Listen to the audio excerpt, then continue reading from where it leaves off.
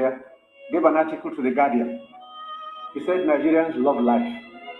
We are the biggest consumers of champagne on planet Earth, more than the French who make it. There are parties you attend in some places where they only drink champagne. Of course, the individual is free to spend his money, but his money comes from Nigeria's Commonwealth. So on imports, it will take a while for us to get used to local goods and accept that we should consume what we produce and produce what we want to consume. So I take your point. We have to take 10 measures to cut down on imports because these young boys and girls who have no jobs today are not going to allow us to carry on enjoying life at their expense. They need jobs. They need jobs. They are children. They've graduated, they've come back home to begin a second childhood because there's no factory to employ them. And the ministries can't take anymore. But somebody is making sure you fail when you want to produce at home. The tragedy of Nigeria began in 1986 when we did the structural adjustment program. When we were persuaded to devalue our currency every week for 32 years. When I went to school, and many of you are here, the naira was $1.50. The naira was almost £1 sterling. They came here, persuaded some brilliant men from Harvard and the World Bank that weekly devaluation was wonderful. 32 years of devaluing your currency until we hit 527. And they were still telling us that the naira was still overvalued. That brought poverty, misery upon us. Then interest rates went to 30%. So nobody could build a factory, start a farm, produce anything, or create jobs. Because every time you bring in a shipload of rice, you also bring in a shipload of unemployment. Because you are transferring your wealth to sustain other economies. Somehow, Nigerians didn't notice it. So we became a nation of importers. Toothpicks each year cost us $18 million. Importing toothpicks. Tomato paste, $400 million. We talk about tomatoes now. One basket in town now is less than 2,000 naira. The farmers are losing money because the processors don't have enough funds to set up factories. They are going to do tomato paste. It's food grade stainless steel. You can't just use anything because you'll be putting poison in people's stomachs. 2 factories have started off. I believe by the middle of next year, we can comfortably tell importers of tomato paste to stop. But when you do, you make enemies. Even the rice we're trying to reduce, we have enemies, heavy enemies. People who can kill, they have a chance. Because you're spoiling their business. And let nobody take it lightly. These guys have seized this country's economy, they've taken us hostage, and they have no intention of giving up. Because this is a huge market, a very sweet market, and they have taken control. And I'm saying it because I have been in this business for 41 years and I can tell you some history. Abla Adamu is here. Import, milk, sugar, toothpaste, handkerchiefs, pencils, we don't make. To cure Nigerians of that malady will take a while. It will take a strong government. That's the truth. And they are not happy that we're cutting down. When we cut down, they lose money there. So you see all sorts of publications. We're telling lies. We're not growing rice. We're trying to demoralize the local farmers and make sure that the economy fails. That's the story of import. Now, I read a story recently in the newspapers. The French ambassador, the champagne ambassador in Nigeria, gave an article to The Guardian. He said Nigerians love life. We are the biggest consumers of champagne on planet Earth, more than the French who make it. There are parties you attend in some places where they only drink champagne. Of course, the individual is free to spend his money, but his money comes from Nigeria's Commonwealth. So on imports, it will take a while for us to get used to local goods and accept that we should consume what we produce and produce what we want to consume. So I take your point. We have to take 10 measures to cut down on imports because These young boys and girls who have no jobs today are not going to allow us to carry on enjoying life at their expense. They need jobs. They need jobs. They are children. They've graduated, they've come back home to begin a second childhood because there's no factory to employ them. And the ministries can't take anymore. But somebody is making sure you fail when you want to produce at home.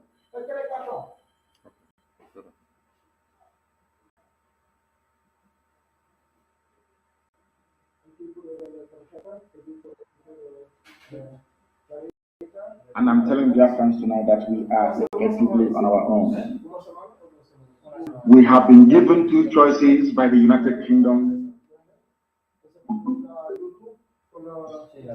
The UK have given us only two alternatives, and I call it devil's alternative, of course. We either submit to the will of their puppets, the Islamic Caliphate, or we will be wiped out from the face of this very earth. The question you must ask yourself tonight as a Biafran, as a Southerner is, do you want to be a slave to the Fulani Caliphate, or do you want to die on your feet? Live for 1,000 years on your knees, as most of them are doing without even knowing it, or you die on your feet. Devil's alternative. Whichever option we choose, men are going to die. Which one do you prefer? Are we going to fight and die like men? Or are we going to submit to a life of Allahu Akbar? It's entirely up to you. The time is now because the enemies, they have come. I didn't say they are coming, they have not come into our land. As I promised them, if God is on our side, which I know He is on our side, the army of Nigeria will die in Biafra land. That is how God intended it to happen. Many of us are going to die. And I'll be living it myself, mind you.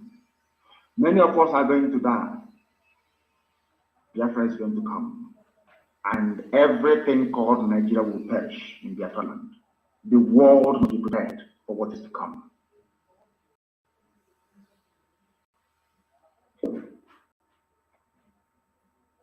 We're not going to be slaves in our land. I want to let Katrina Lang, the UK government, to understand this. We have chosen the path of death than to submit to the will of the Fulani Caliphate.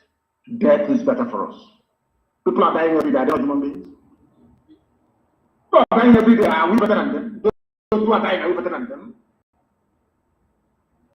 We must develop the mindset of the Afghans. And that is why Afghanistan cannot be there. It doesn't matter the firepower you have. NATO is in Afghanistan, and in Afghanistan, the answer is no. They're coming to kill us. We are also going to die together in the land of Biafra. Let anybody say I did not warn them, because things are going to start happening in the next 14 days. When it starts happening, the villagers may talk and yab and write their rubbish. But now that the Fulanis are kidnapping our people, disappearing us, killing people in truckloads, nobody's talking. We must make our land impregnable for them. That will involve a lot of destruction. I'm saying it live on air so that all of you will understand. To slow the advance down, we need to destroy a lot of things. We must destroy a lot of things. That is how all of you will come to your senses to understand that we are in a state of war. They want to circle us.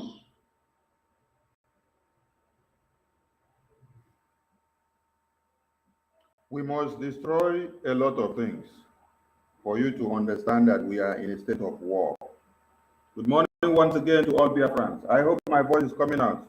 My co-host, General Goodman, General Defense, I hope my voice is coming out because the network is kind of crazy, knocking us out and in, but we must continue.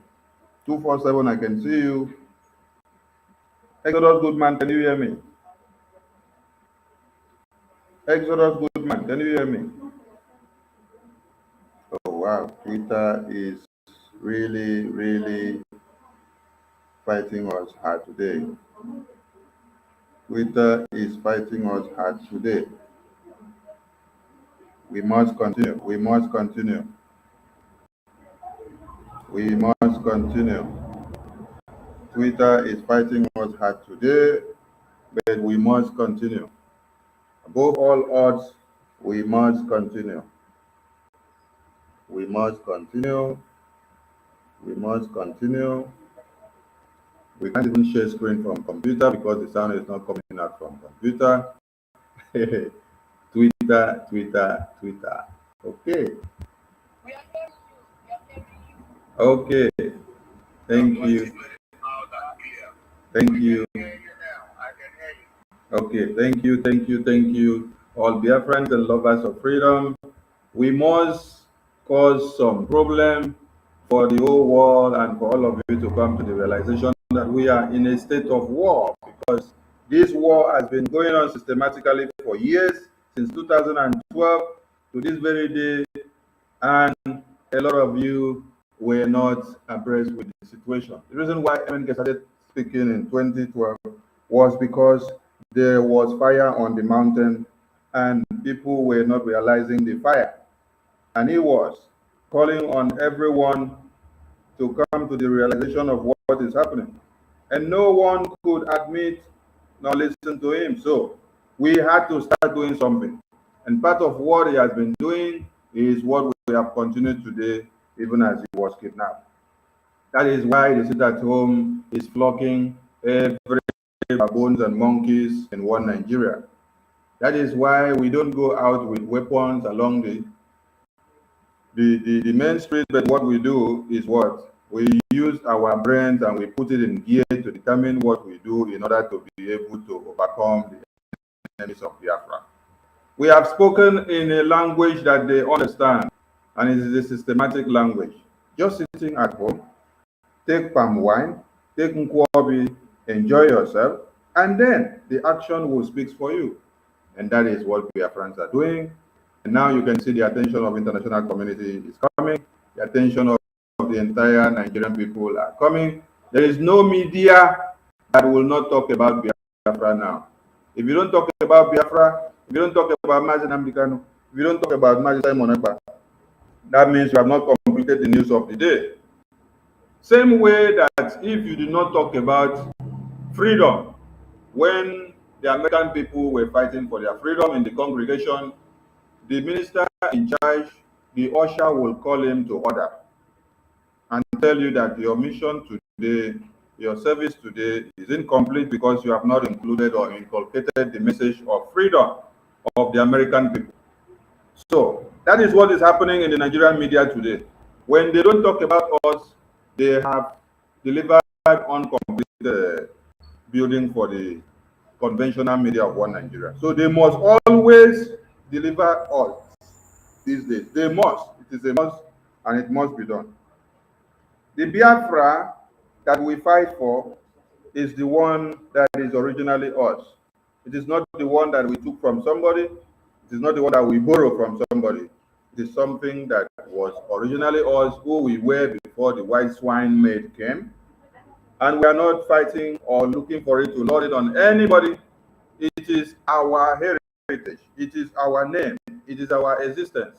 And you cannot just come from nowhere to come and wipe us from the surface of this earth, and then you expect to implant your own seeds and make them germinate and grow to your own satisfaction, not minding if it is growing in our own land. No, it can't happen. So we welcome all Biafrans once again. Like our leader said, Biafra is like a light. It is a beacon of hope. It is a beacon of light. When you see it, you will follow it because it is all about truth. So this morning we are making the whole world to understand that, in line with that statement of Onyendu, that Biafra is light. And that beacon of light, when you see it, you will follow it. That is what the Ambazonians have seen and they have followed. They have followed the truth.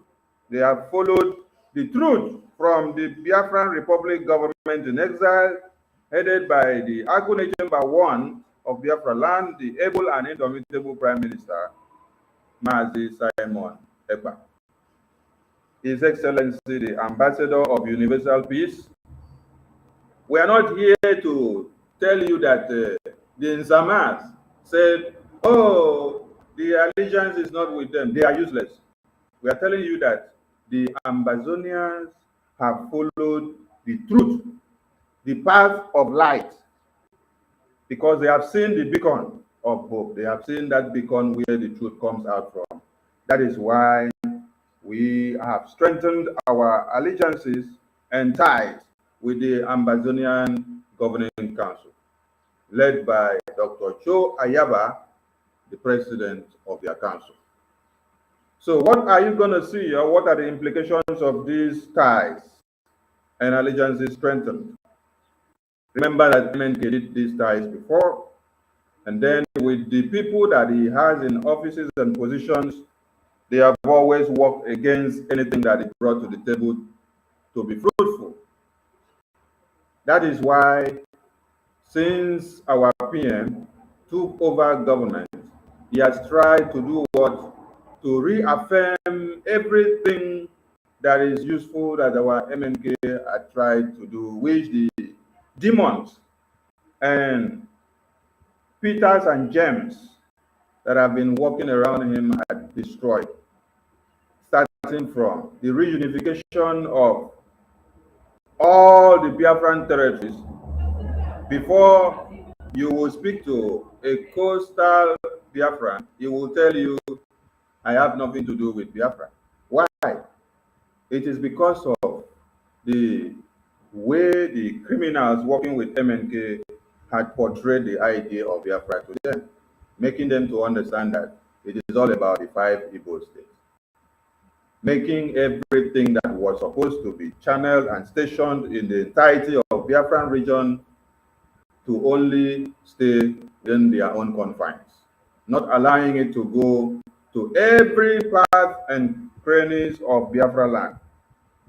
And they forget to explain to those people that during the Biafran genocide and massacre of 1966 to 70s, that there was nothing like Ibibio, there was nothing like Efik, there was nothing like Kalabari, there was nothing like Ijo or Igala. Everyone were taken as Biafrans, and the code name for all of us as Biafrans was Igbo. That was the code name. That when they came to massacre us, all of us are Igbos. But when they want to divide us, we now have different names with ethnicities. So we are all Biafrans, and we are all Igbos, since that is the code name that is used whenever they want to annihilate us, whenever they want to massacre us. But as you hear my voice now, this is not 1966. We've been crying and lamenting about the massacre. Enough is enough, and we have taken the bull by the horn. This time, you can see the scores going up. Yesterday, we had 20 to 30 scores to the Biafran terrorists on ground. And over the night, there was still battle going on. And you have seen the scores early this morning, over 30. Yesterday one is different from the one that went on over the night. So when you add 50 of yesterday to 30 that went on over the night, calculate the total number. That is just between yesterday and today. So more are going to happen and more are going to be recorded. These scores will continue to count. The ties and the allegiances of the Biafran and the Ambazonians will go a long way, expanding to the territories of the Ambazonian region during the lockdown of the 2 weeks sit at home. We are not just going to stop there. We are going to make sure that everything applicable in security, in tactics, and also in logistics will go in line. So if you are thinking that we have come for a child's play, you have made the biggest mistake of your life. Ambazonians and the Biafran people are going to work in unison to see that one Nigeria is destroyed and brought to the fore. Ambazonians and Biafrans are going to make a difference in this 21st century. This is not 1966, I continue to say. This is 2023. During the genocide of 66 to 70s, you could hear stories that those borders were not too open for us to use because the Sioux government had controls of some of them. But this very time, we understand and we studied the antecedents. And then we combined the tactics of today, the antecedents of yesterday, and the innovations of today and that of tomorrow that is coming to be. We put them all together to come to the resolution of what we have to move on with. More and more are coming on the table. For security reasons, we reserve the rest of it. But what we can tell you today is that the Ambazonian ties and the Biafran people have come to stay. And there is nothing anybody can do about it. And we are going to make use of that ties and allegiances to the very last command. We will employ every arsenal and we will use every means. During the lockdown, the borders of Ambazonia and the Biafran people will work in unison to make sure nobody comes in, nobody goes out. And when we want to strike you, we will strike you in unison, because unity of purpose is what we are fighting for. The Ambazonians are fighting for the same survival that we fight. The Biafran people are fighting for the same survival that we yearn for. And we have been yearning for this for years, and today we are yielding the result. Part of the result we are yielding is what you can see. And coming together with the Ambazonian people, we are hitting it on the big nail. So, one Nigeria, the Biafran Liberation Army have only been fighting you within, and you are crying. The ESN have only been distorting you within the borders of inside Nigeria when you try to invade Biafra land. Now, the border that links Nigeria to Cameroon, you will have to see it in the Biafran region. We remember when you people used Kakem in Cross River State to fire the first shot. When Gowon invaded Biafra land, he came in from Kakem. That was where he fired the first shot. Ojukwu never fired the first shot. It was the federal military government that fired the first shot.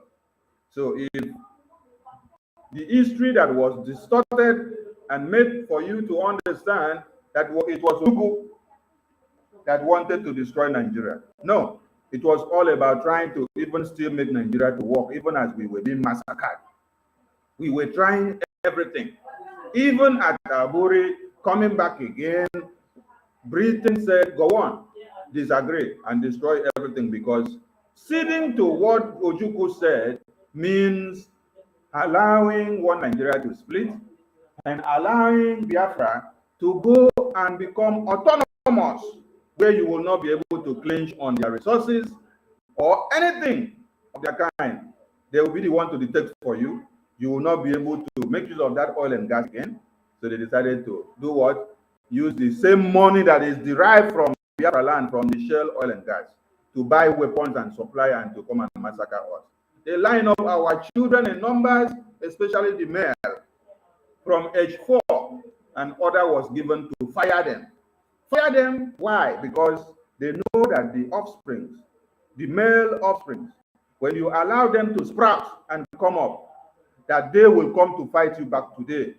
And that is what we are doing. So, nature does not lie. The God of creation does not lie. All we need to understand is that we have those potentials that has already been embedded in us. We just need to make use of them. What we are doing is in fulfillment of what nature wants you to do. In the time of slavery, our male children was never, because when you sell out the male child, that means the lineage of that family is wiped off. It was seconding children forward that were sold out. The male first, the first male child was not always sold out, so that the lineage and the name of the family can live on. So that if you now go and destroy the other ones, that very first one will be able to keep the legacy of the family to continue. Now, invariably, that legacy of a male child restoring the heritage and the name of the family is what you see the children of Biafra of today doing. And that is what Britain understood when they said, go on, line up all the male children in Biafra land and fire them to death. Because if you allow them to live, they will come after you tomorrow.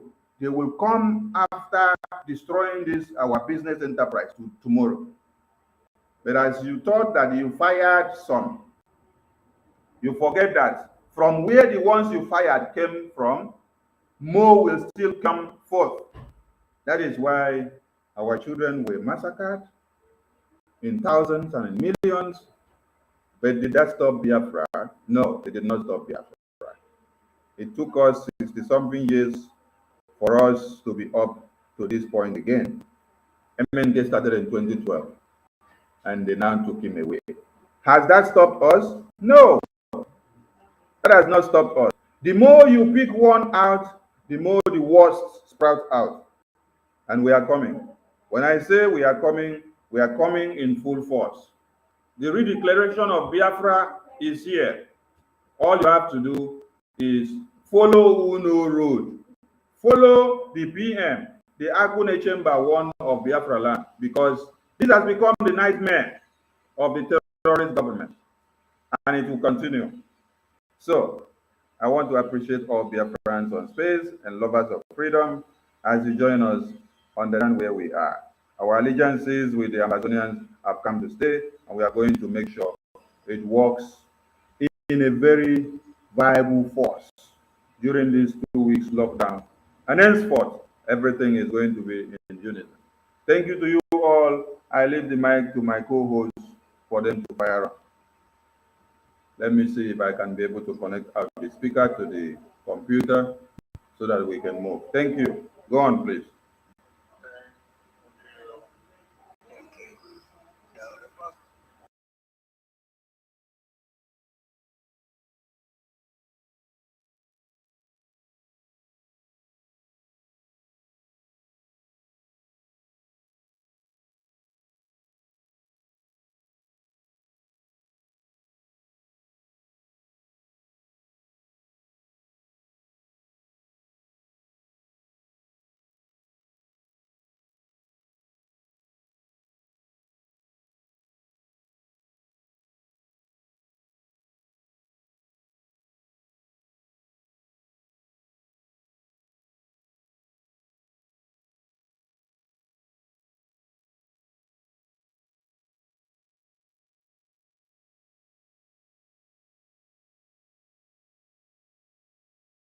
Understand this very evening, we are facing a very formidable array of enemies, both external and within, and we are going to overcome each and every one of these obstacles. That I can assure you, that they may know that the God we worship is an invisible God, not a God that was wrought by the hands of men. For we do not worship idol, and we can never ever worship idol. Is impossible. This very family, this IPOB, belongs to the Most High. And that is how it's going to be until Biafra comes and beyond to eternity. This evening, I want to place it on record that our enemies are intensifying their attack against us from every corner. I am not saying this as lamentation or complaint. I am only trying to prepare our people for what is to come. You are being prepared for what is to come. The time has come to separate the chaff from the wheat itself. Our march is very, very near. The enemies are trembling, they are quaking, they are doing all they can to try to stop us. But they have failed very woefully, and they will continue to fail. But I want to tell you that we are getting attacks from everywhere all over the world. And very soon, they will buy over some of you. Some of you, they will buy some of you over. The spirit of Oba, Biasika, and Ifajuna are still in some of you. When the time comes, they will buy you over. I am not doing this program tonight to ask all of you to be strong. I am doing it to remind you, not that if they succeed in buying you over, you're not going to stop what we're doing. You can't. Not in you cannot. Not in a trillion years. But I need you to appreciate one very simple fact. That at the end of this very race, everybody will testify that indeed Chukwuokike Abiama, the same God of Israel, of Abraham, Isaac, and Jacob, the same God of Ehiri in Aguleri, the same God of Umweri, the same God of Ora Eri, the same God of Owe Eri, the same God of Arochukwu. Not to be no bad, the true God, one true God. You will know that indeed, not only is he omnipotent, that same God is the owner of this very agitation. No human being can stop it. We have enemies, and we need to be very, very careful, both within and without. Very, very careful. The next 2 weeks will be very pivotal. Next 2 weeks will be very, very important in the life, or should I say, in this very mission that we have embarked upon. The devil will do everything. And you are going to watch spectacularly how we are going to destroy and shame the enemy. That at the end, every glory and adoration will belong to God and not to man. Now let us go and tell you what is happening that some of you do not understand. I want those of you who are hardcore, those who were chosen before you were born. There were some people who were chosen before they were born to agitate for Biafra restoration. This is a message for you. Those who from their mother's womb they were born to do this very work. You must be very, very strong. Because Biafra will open the eyes of black people all over the world. Because Biafra will mean that blacks from America, blacks from the Caribbean, from Southern America, they will all flood into Africa. It will be like the time that Yeshua was born.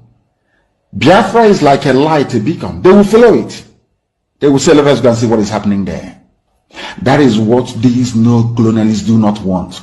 They don't want Biafra to come. I am telling our people so they understand. The mountains, I didn't say one mountain, the mountains in front of us that we need to overcome. And for us to overcome it, we need to be very strong mentally, mental strength. Just like when you're doing anything in life, and it appears as if you are being buffeted from everywhere. That is the time that you no longer rely on willpower or your muscles. You go to your brain to endure and to persevere and to keep going until you overcome. That is the stage we are in right now. To make sure that our brain is in gear to confront everything the Janjaweed has to throw at us. We don't have money. Their budget is over $20 billion to fight us. They can bribe Facebook. They can buy them off. They can do anything they like. They can come to some of you and bribe you off. They can promise you what you've never had before. They can give you maybe a house in Dubai. They can promise you a vehicle. They can tell you, oh, we'll make you vice president. They can promise you anything to make sure that you're like them. But this very IPOB, this very hardcore is not going to move. And I will tell you why we can't move.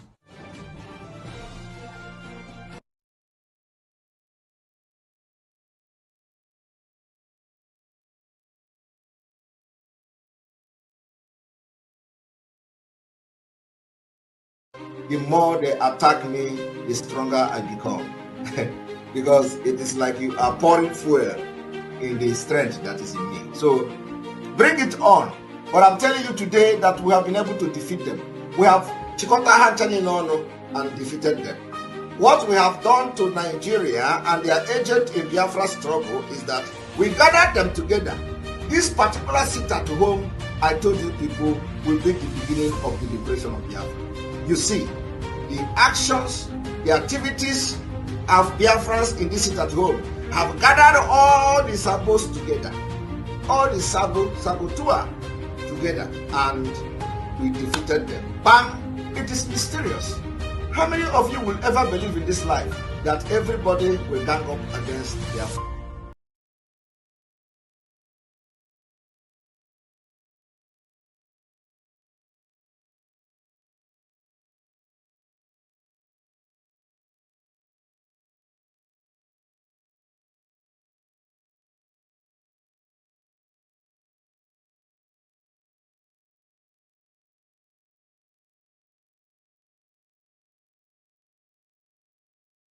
understand this very evening. We are facing a very formidable array of enemies, both external and within. And we are going to overcome each and every one of these obstacles. That I can assure you, that they may know that the God we worship is an invisible God, not a God that was wrought by the hands of men. For we do not worship idol, and we can never ever worship idol. Is impossible. This very family, this IPOB, belongs to the Most High. And that is how it's going to be until Biafra comes and beyond to eternity.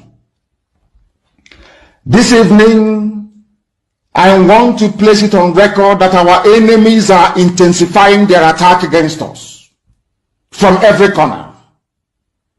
I am not saying this as lamentation or complaint. I am only trying to prepare our people for what is to come. You are being prepared for what is to come. The time has come to separate the chaff from the wheat itself. Our march is very, very near.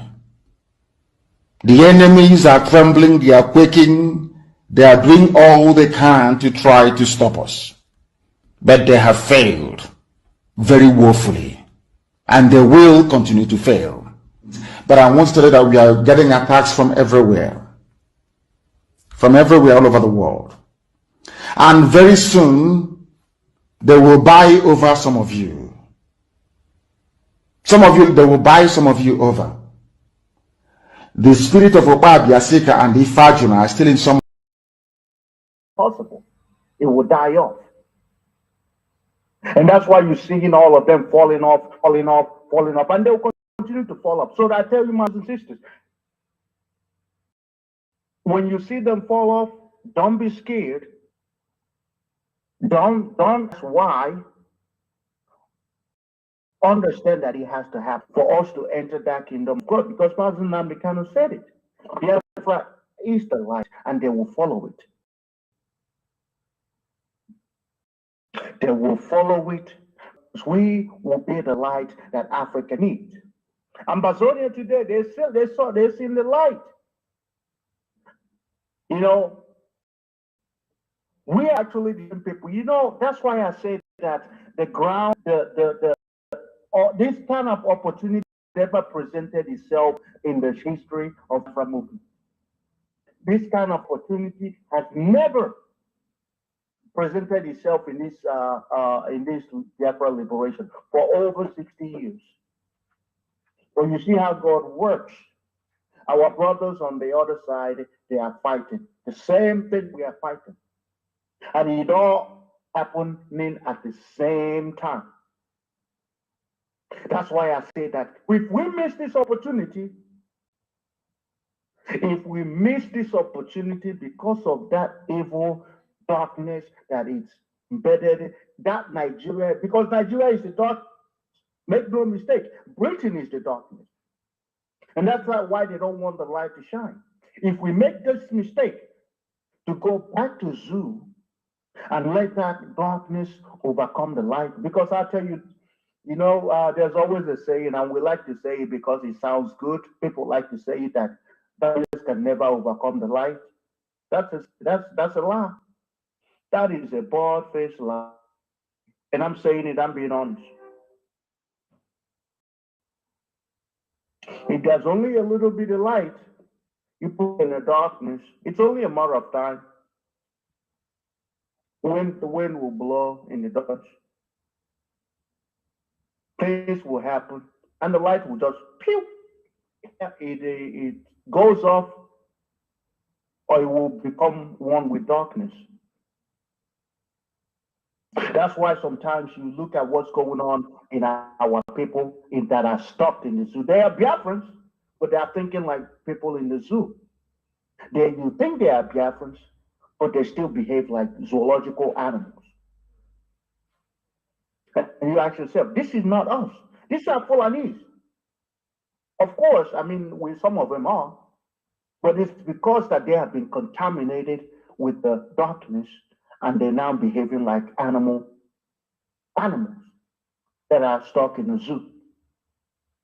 So if we miss this opportunity that God has presented to each and every one of us, if we miss the opportunity that has never been there in struggle, never in the history of this struggle to get this freedom, we're going to go back to Egypt. I always say it, imagine how hard it is to get Biafra now. Now think about 10, 20 years in the future when these people have mastered their propaganda. Because if we don't get Biafra this time, they're going to learn something that they're going to use to fight the future Biafrans. And we're going to continue with, oh, hey, Biafra, years after years, after years, after years. And we keep promising it, we are tight. And then we're waiting for the light to shine, the light never shines. Rather, what we are left with is misery, pain, death, agony that Nigeria keep meting against our people year after year, day after day, day in and day out. And we keep talking and talking and not doing a lot of things. We have to allow the light to shine and do everything to force the light, the darkness out of Biafra land. We're going to evict the darkness out of Biafra land, and as we're evicting it, we're going to be evicting them out of Biafra struggles so we can enter the kingdom of God on earth. That's what Biafra is. It is the beacon of light in Africa. And if you don't understand what that means, it means that we are people that are different. All the business centers set up by the British in Africa and the colonials in Africa. We are different. And how can we be different? It is us. If we are just like other African countries, we're not going to stand out. Nobody will follow everybody will see any light because they're going to be like, why would I go to Biafra land if they are the same as Ghana, if they are the same as Cameroon, if they are the same as any other nation? Why? That's why we are the beacon of hope for Africa, because we are different. We're doing something that has never been done in the history of Africa. That's why we must do anything and everything humanly possible to evict and chase those darkness, agents of darkness out of Biafra land. Thank you. And I guess we're calling Mazu, go 247. I know you're busy. Please raise your hand, come up and speak. You know, the alliance with the Ambazonia, we must do the needful, whatever it takes. You know, I said something about the Amazonian people. You know, I said this fighting for the past 6, 7 years now. Consistency. No matter what the devil throws at them, because they've had their share of misfortunes. They've lost a lot of gallant men. Did that stop them from fighting? The answer is no, they're still fighting. Till today, you and me are here. While we're fighting the zoo, they're also fighting. They've been fighting for the past 7 years.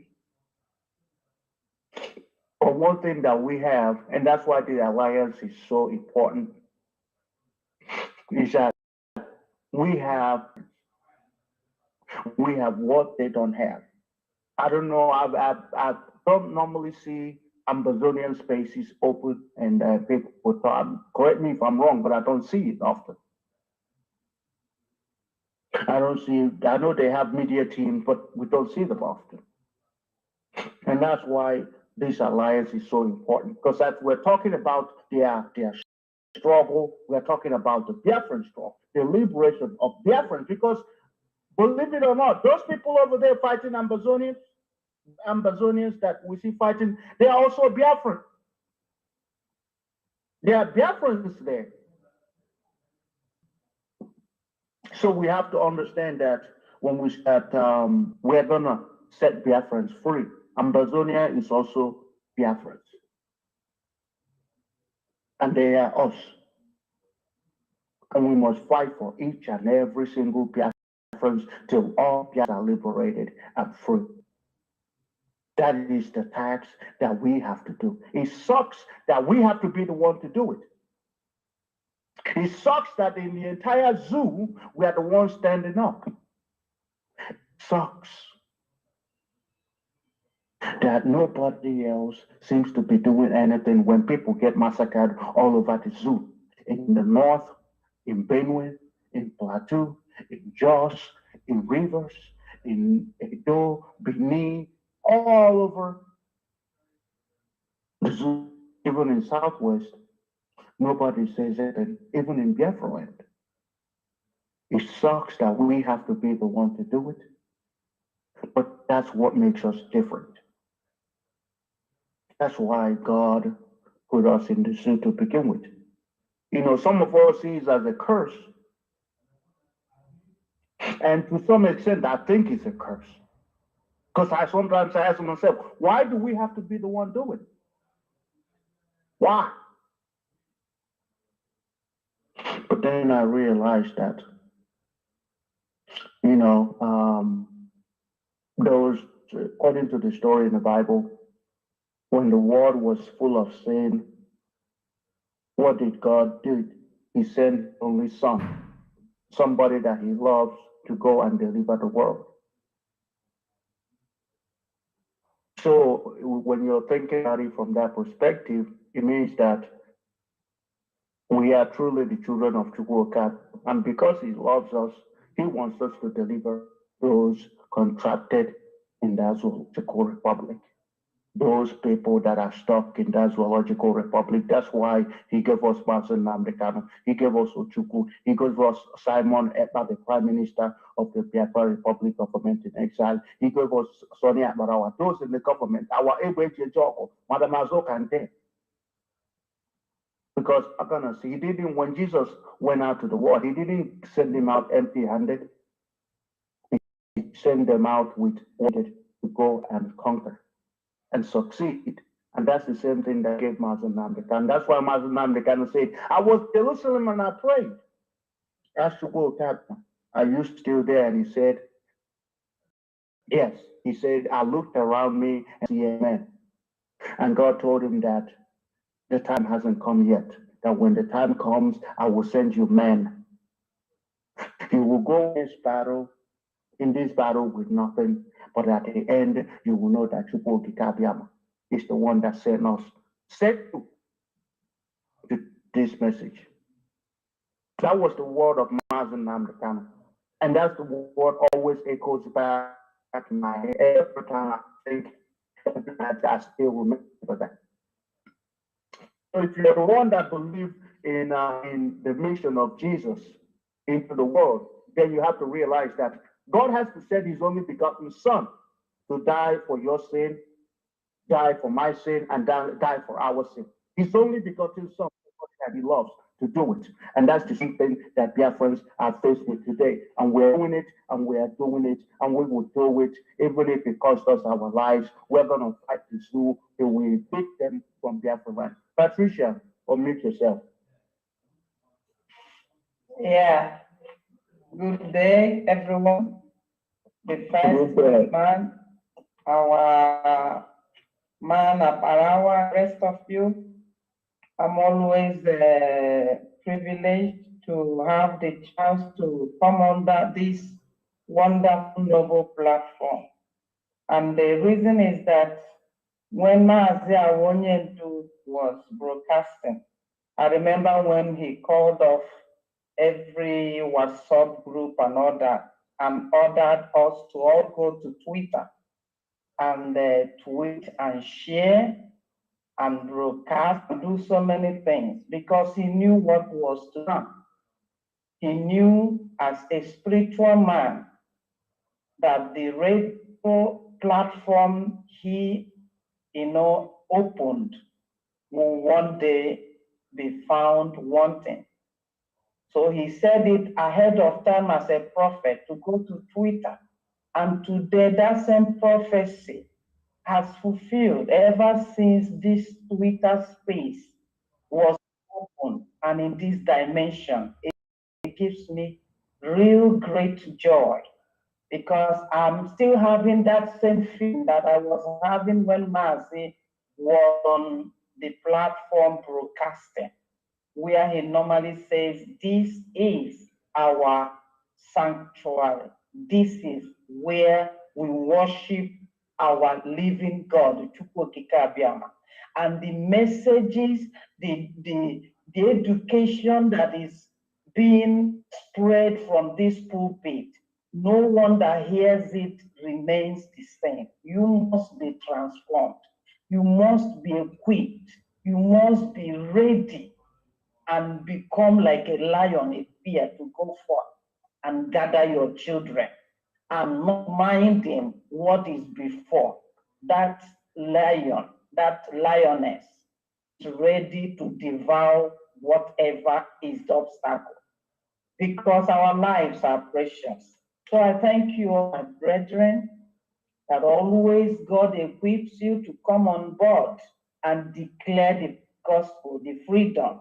And this is our time. In fact, it's our season. We are about to enter into the promised land because it has been long delayed. And God, knowing this very time that it will be, have to make things to go the way they are going. Sometimes we may say, what is going on? Why is this thing like this? It makes me to understand this scripture, that everything God has said in this scripture, it works because it's God's word. It's that same truth which never dies. It's evergreen.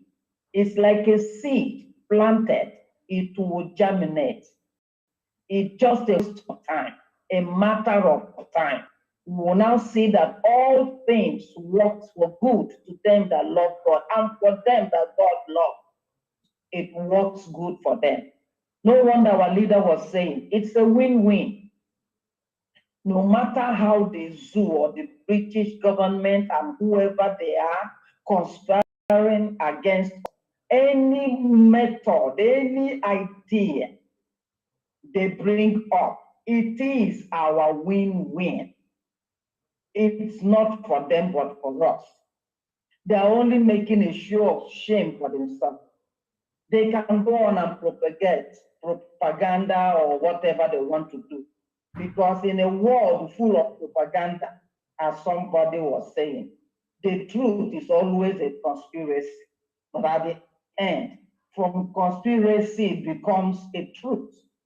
It becomes real. It becomes like them who we are thinking it's in a dream, but it has come to reality.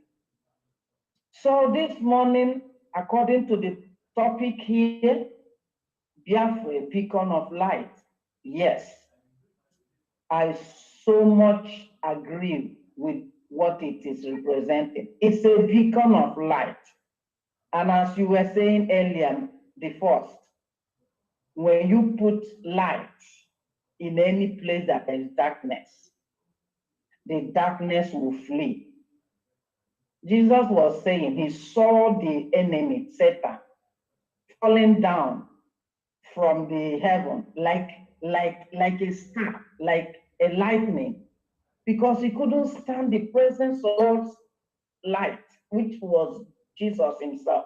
So Jesus saw him falling down because the light has invaded the earth, the universe. The same way, Biafra has come to be, and at the appointed time of God. And all these things that the zoo, they are still trying to sustain, to make sure they will make this dead horse to move. Sometimes I just see them because it's like the gods want to, as they normally say, it makes them deaf, it makes them blind, and it's not the first time. History always repeats itself. Egypt was in the same state, like they hardened their heart. Their eyes were blind. They were even asking, how can these weak people, and who is even their God, that didn't remember them for over 400 years, how do they think they will be set free? And at the time appointed, all of them drowned. The same thing is happening to the zoo today, with all their effluents lingering everywhere. And they think that we were just those chickens of the yesteryears. No, we are no more chickens. We have now emboldened because God has enlightened He light his truth in us, which is a weapon that no matter how much lies and propaganda, it cannot quench this wildfire. It can't. I saw what Dr. Cho, as our PM, tweeted it. That shows you that God knows how to pick the instruments from east, south, west, and north. He picks them, prepares them, joins the armies together. So, my brethren, we are the time that this beacon, which is Biafra, must shine and shine and shine until every dark corner cannot stand it. Every of these saboteurs, even those that have taken their foreign, not just the Nigerian passport, as our PM tweeted, they went to take a passport from, is it Niger or where the creek in the sea, went to bring it to come and take it to go and see our PM in Finland to see whether they will kill him. But they cannot, because he that God supports, nobody can pull that person down. So they can go and get their passport that will lead them to hell, that will lead them to their destined place, prepared for them, because enough is enough. And this morning, I so much believe that Biafra, our time has come. Our time has come to take all that has been stolen away from us. Everything Nigeria, everything the Britain and their allies have stolen away, this is the time that we are taking them. So that at the end, every world, everyone will know that it's God that brought us out. It's God that made all things to be. It is God that gave us this opportunity to get all that we need to get. So no more fear, no more taking it lightly with them. It is fire to fire, eye to eye, no more mercy. And we are not, afraid of what will be. Somebody called me yesterday from the zoo and was telling me, I do see you in the Facebook or here or there. Please, people should better take care because the zoo government giving money to some people, sent them out so that they will start trapping you people and bringing you down here. I said, what is your message for now? I'm just telling you that you keep off. I said, you think we are still those coward people that you know before? Now we are no more like that. We are now ready to face death, face hell, face the demon, and tell them that they have nothing, no hold on us. So I told him, don't worry about me. Don't worry about any of us. Don't worry, because we cannot allow our enemies to come into our rightful inheritance. Hello? Loud and clear, round up. Okay. So that is it. I now encourage them. I say, you people have better stop fearing. This is not the time of fear. This is time to get back your inheritance. And that is what we are doing. And I thank God for this great privilege, because Mazi Awonyendu is engaging Elohim, that is. And that is why the double portion of his anointing is on the PM and all of the true Biafrans now on the stage. And I thank God we are going to make it. Thank you as you continue. He said, thank you, United Patricia, for that wonderful, wonderful submission. We love our ladies. Please, ladies, come up. Raise your hand so that we can give you the mic. Good man, are you still with us? Oh my God. Barawa, can you bring Goodman down and bring bring Exodus up, or Coastal before my internet starts up again. It is me. I'll go ahead. And then Solomon. Yes, the first, I want to say thank you Thank you. Sometimes, yesterday I heard you speak before the space went down. You vehemently vent your displeasure on the space that you were previously. In as much as I tend to agree with you, I will strongly oppose and oblige you to go to those spaces and listen to our voice. There are umpires there who are not speaking, but listen to the voice of reasonings.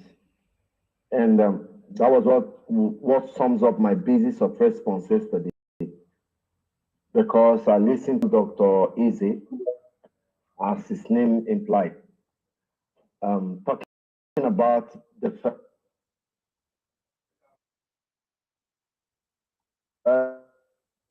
of a person.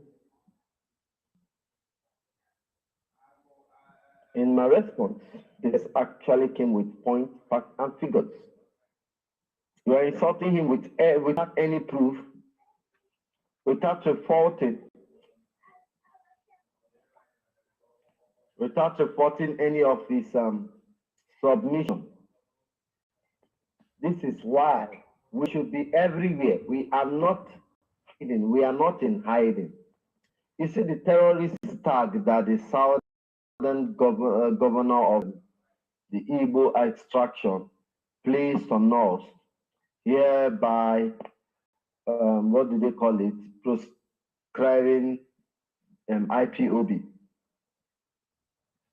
We must, in all our efforts, prove to the world that we're not, even if the Western world knows that we're not. Our brothers are willing to. The people of our men, of our kind, are willing to. Our kingsmen, when you come on stage and see the level of delusion, engagement, you no go happy at all as a human being. If your enemy talking about this, fine. But these are those who are supposed to be your kingsmen. These are those who are supposed to be your brothers. They are asking for your head. Some of them are even inciting shoot aside without considering their own self. Because those who will come to shoot aside are the Nigerian terrorist army. And when they come, they don't know you. They don't know you. You are nobody. You are just echoing the voice of the willing tools, which makes you willing tools. I went there yesterday, I was depressed, not because of what I'm saying, but because of where they came from. Our people doesn't have the narratives. And that is why we must always respect and uphold this noble family. All of us must come together. All of us must make it an obligation to usually and always come to this space to give out our narratives. Because the enemy cannot talk about us. Our conqueror never write our history. Only is on us to write everything about us. Sadly enough, this space was the eye opener to a large extent. Some of them DM'd me.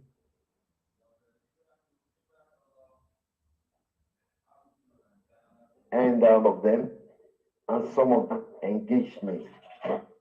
But like we all know, as Mazen Nakano have said, that the problem of the black man is his ability to reason. How can you reason in Nigeria? How can a man who have never seen 24 hours light reason in Nigeria? How can a person who has never witnessed security at work reason in Nigeria? How can a man who take responsibility of himself, children? Do you know that the public school, for instance, in Lagos, are only made for Yoruba, poor Yoruba children?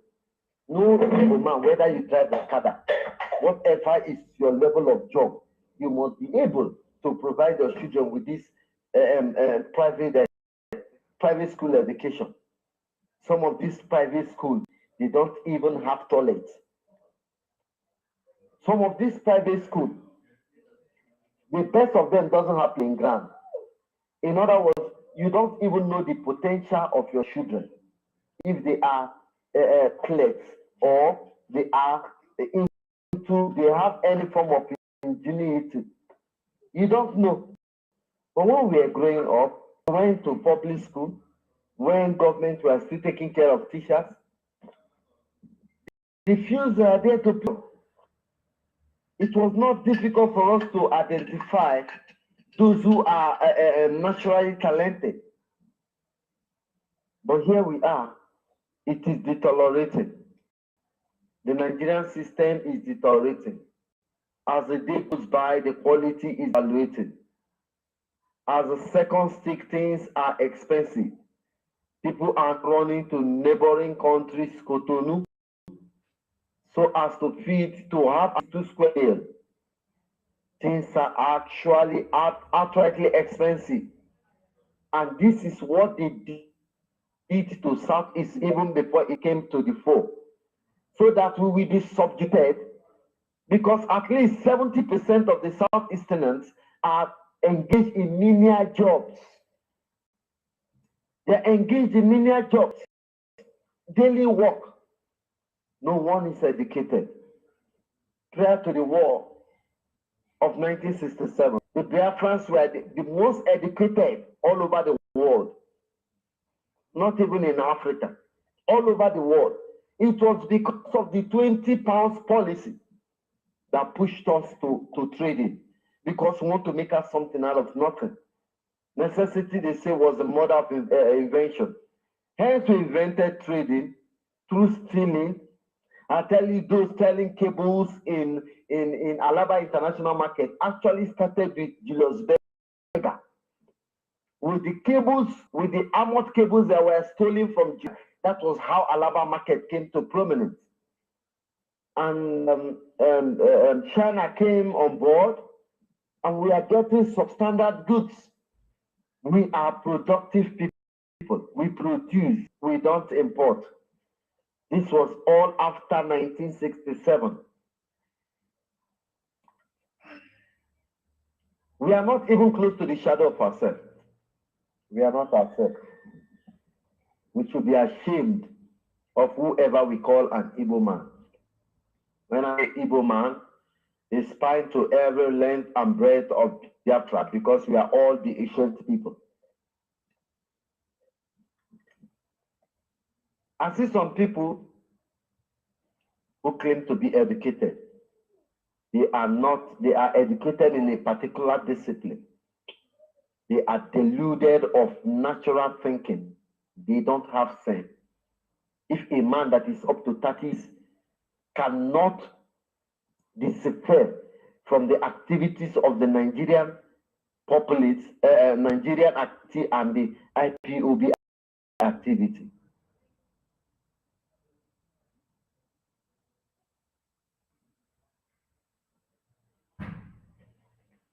I'm sorry, a call kept coming through. Like I submitted, the land of Biafra was so peaceful prior to the advent of Ebubago, prior to the advent of Asari Dokubo as Awana people, prior to the advent of DS and the Nigeria military, who has militarized our zone, that you will run from Lagos to east to Onisha. Someone infidel will ask you to come down and raise your hand up. You will walk up to 200 meters and the vehicle will come and pick you up. Some of our brethren that came down from the vehicle didn't make it to their location, destination, I beg your pardon.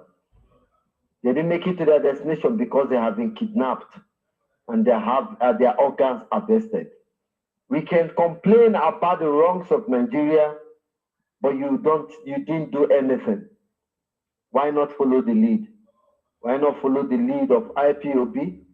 These are professionals in different endeavors who has been engaged, who brought to engage the Nigerian government. Our first First priority is referendum, civil process. There is no other process that is more civil than referendum. And it still remains our priority till tomorrow, until our PM suggests otherwise, which we rightly so. So I beg your pardon. I want you all to be strong and resolute. The people of Liverpool Football Club, fought for a right for more than 100 years, and that is the only reason Mazen Nnamdi Kanu became a Liverpool fan. For their resoluteness. For their resoluteness. We must be resolute. Our consistency is second to none in this modern era.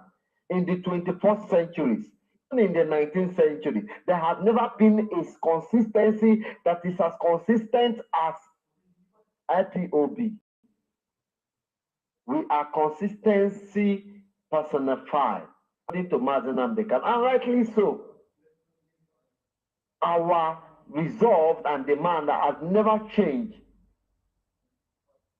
We have unequivocally and unequivocally expressed a desire and willingness to leave Nigeria. And this we must achieve, whether they like it or not. We have a timeline. For instance, yesterday, they said an anonymous was issuing out ultimatum on how he will destroy the rest of the country called Nigeria. This anonymous, I don't know. He is not part of the Biafran government in exile and appointed out to them. That formally we have a figurehead in the person of Mazen Nnamdi Kanu. He was kidnapped in the midst of all chaoticness, anarchy. We brought out another person whom we presented to the world. This time more formidable in the body of Biafran government in exile.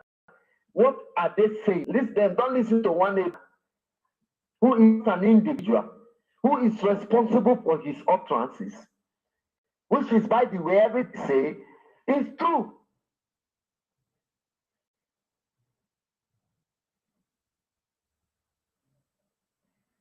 Not he's speaking in no capacity. He's only speaking on his personal level. And you cannot ask a woman who lost a child to limit the way she cries. You don't. So my people, this resoluteness must always stir us up in our different categories wherever we are. There is fire on the mountain. We need all hands on deck. At this point, I will give my mic. Thank you, Exodus. And, thank you, Chineke, for that. Thank you. We must continue. We go to Solomon, Coastal Region. That's our university. You're welcome. Gentle, you're welcome. Solomon, unmute yourself, and then we go to Ezine. Hold on, Solomon. First to go ahead. Prof, I will have to come back because I'm in a very busy area now, please. All right. Thank you. You can just mute and then you already let us know. Solomon.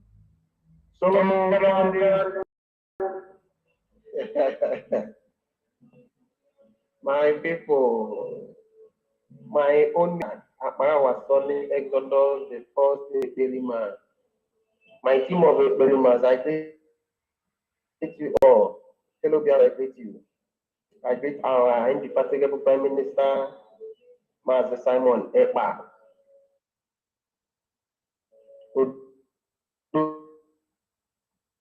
Okay, who can appoint to Nayonaga? Without wasting much of our time, speaking on the topic of today, Biafra, a beacon of light. I would say, everything that is happening today is just spiritual. It's just as spiritual as anything one can think of. Just like in the creation of the world, when it was about to happen, first thing God did was to separate light from darkness. and gave them and gave their different names for peace to reign and for another thing to happen or to take. The same thing is happening now. There are a lot of problems in the world now. War everywhere, agreements everywhere, which I term the darkness. Darkness is all over the world now. And God is about to separate the lights. In fact, He has separated the light from the darkness. And it is going to happen through the actualization or redeclaration of Biafra. And it's only when this is achieved that all these other problems all over the world, not in the zoo, will down. It's only then all these problems will come to an end. Before then, problems will keep erupting from one place, from one region or the other, until all of them have to gather themselves and decide on no other thing than to conduct a referendum, the United Nations or a supervised referendum, not the zoo referendum. Before then, there will be darkness. Also, it is also said, in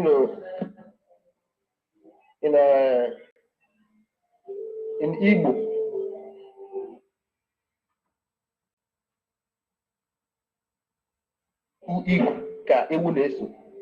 is somebody that is with that, with the goat's feed that the goat follows. While coming back from the farm, it's only that farmer that is coming back with their food that the whole goat will follow.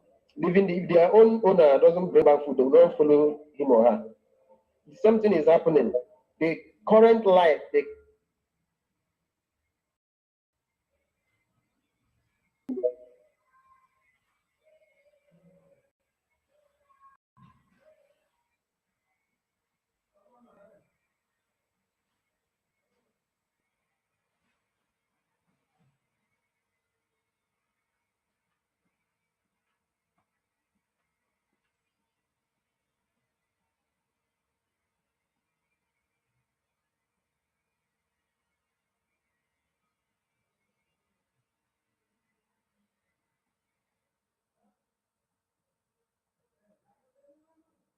Is someone still talking? Because I can't hear anyone.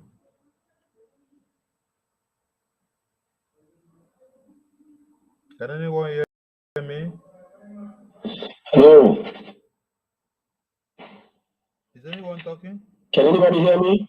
Yes, I can hear you. Yeah, we still can hear you. I can hear you. Yes. Okay. Yes. Click on. You hear the mic.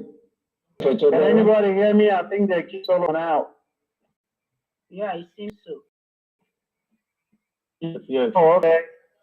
Sorry. I didn't realize they kicked them out. Let's go to our NC Sweet as in the head of yourself.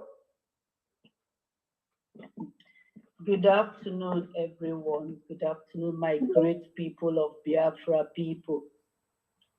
Thank you for giving me this opportunity to express my own view. The topic is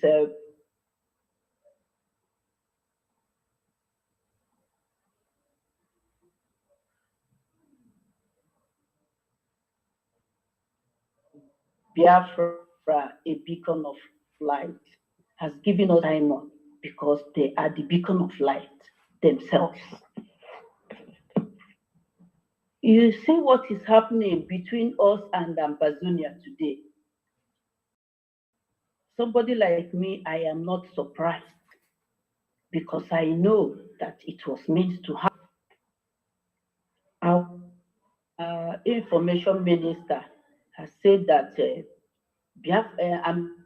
Amazonians, that they are Biafrans.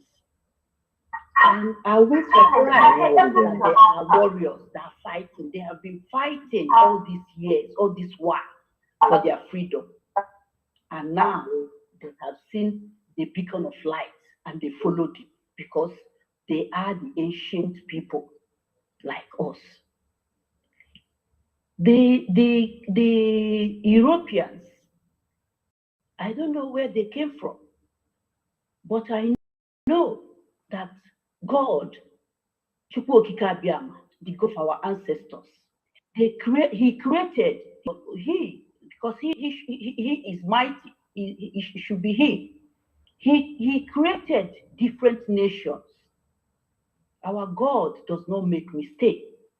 He created different nations, but the Europeans, when they rose up, maybe they didn't know that there were people who were existing before them, the ancient people, our forefathers, our ancestors, and they came to our land and saw them. When they came, they were our ancestors. They saw how pure they are. They saw their women. They saw that they were queens and princesses, that our ancestors were kings. They know their God, the God of the creator of heaven and earth. They know the difference between themselves and God. They never compared God with any other thing. The Europeans came and saw all those things. They saw that our ancestors are mighty, and they went back and re-strategized on how to not only to destroy them, they meant to totally eliminate them, just for what God has put in their midst. But they didn't know that God, the Chukwu Okike Abiama that they are worshiping, is smarter than them. If you look, you will see that the first thing when they came, they started accusing them that they are worshiping idol. They are worshiping idol. Meanwhile, these are our ancestors. They are the people that gave the word philosophy. They gave the word art. They gave the word art, craft.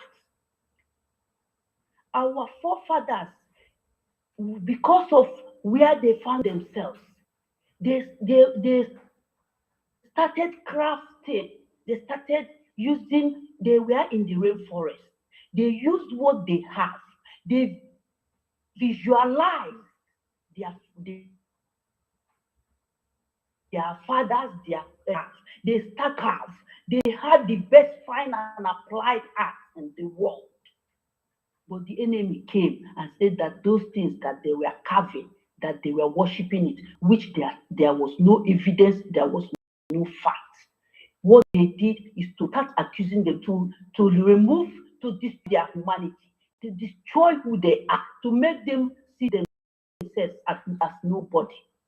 Those acts, those things, they use English words to now come as if our forefathers had pen and paper there. They would have been drawing all those things. These are things they visualized from surroundings and they created them. And these people, those are the things they stole from them.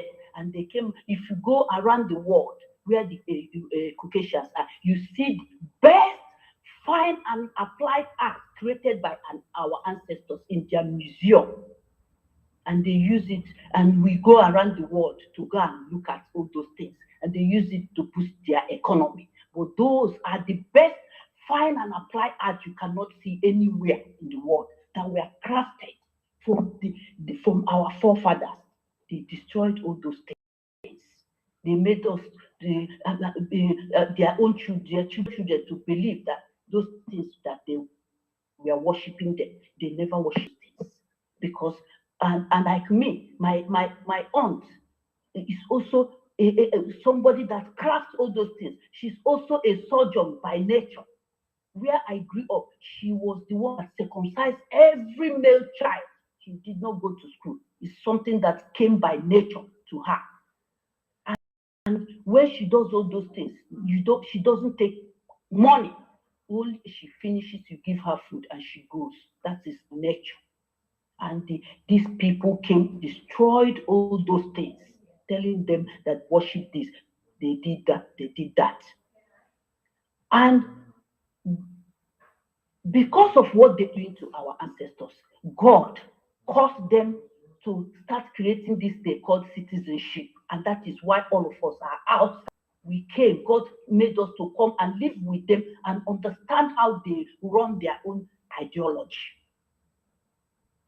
And now we are ready to, that's why we are fighting, because that is who we are originally. We are warriors. My name is Ezine. It means good mother. That is, my parents gave me that name because I'm nurtured to be a good wife, a good mother. They don't have it. If you look, it is now that I believe it's now that everything they were saying, Sodom and Gomorrah, all those things, it's now it is happening because of what the Caucasians did. If you go on social media, our women going naked, doing all of things in order to get likes and share on social media. This is not who ancestors are. Our women were nurtured with good morals to be able to make a good home, to make good homes. So I am so happy to be here, to be in the midst. We will fight and take that land back. And all those things the enemy came to destroy, we are going to restore them back. Restore them back, and it is now or never, because that is why God made us to have the knowledge that we have today. And we all have to be resolute and follow our prime minister, Simon Eber. We all reincarnated to be able to take this mantle and take back what God gave us. The enemy can never take it. The Fulanis can never take it. They can never destroy us. They can never, because we are stronger than them. We are mighty. That is who God made us. And we have to follow and do it accordingly, never looking back. Anybody here that is looking back doesn't know who he or she is. I also want to thank It Is Me Again for making us proud in that forum yesterday. I was giving them thumbs down, because I don't know. I just found myself in that when the space we are on closed, and I went there and I saw people who are deep in ignorance saying what they don't know, trying to destroy their own family and themselves because they don't know who they are. I kept on giving them thumbs. I don't usually go to all those spaces, but I gave them thumbs up, and until It Is Me Again finished talking, I just hesitated and come to the right place. So we are all doing the right thing. We are all in the right track, and it is now or never. We are moving. I want to yield my mic for now. I hope everyone. Thank you. Thank you very Thank much. you. It's in watching again. Thank you. Thank you. Thank you. You know, that's why I always say, some of those spaces is not for a soft-skinned people. You have to be thin-skinned, thick-skinned to be able to stop the ignorance that they're spewing from there. And, when I went there, I let them have it. I waited. And then when it was my turn, I said, even they didn't give me much time, but I was able to say what I needed, and It Is Me always give it to them, and I will leave them. That's how you do it. If you can't, don't even, because these people are paid to come and spew ignorance. I asked them, how many Fulani will do the same thing against their own people? Whether you disagree with them or agree with them. But it's only cursed people, because they are destined. These are people that are destined for destruction. But we must continue. We must continue. We are talking about Ambazonia, the alliance between the Amazonia and the Biafran people. And Goodman, go ahead. So we can talk about up on that alliance, because that's a big thing. That's a big thing, renewing our alliance, even with all the things that happened to the Biafrans. to Biafran struggle. Everything when the breeze blew and blew a bunch of people away, and we didn't know where the alliance was, but our prime minister, the Agune Chamber One came and made everything whole. So we always want to talk about that because that's a huge accomplishment. We must talk about it. We must, based on our experience. Go ahead, Exodus. Exodus, you want to say something? All right. Mac Chuck, mute yourself, and then we'll go to our brother Efe. We'll go after you. Mac Chuck, mute yourself.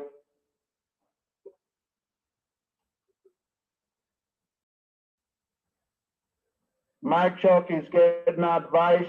While he's getting advice, let's go to Efe. Efe, unmute yourself.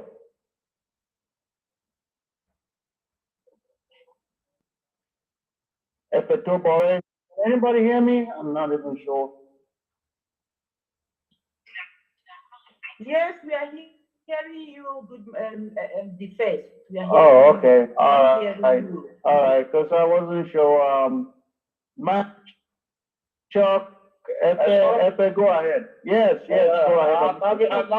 I'm having difficulty.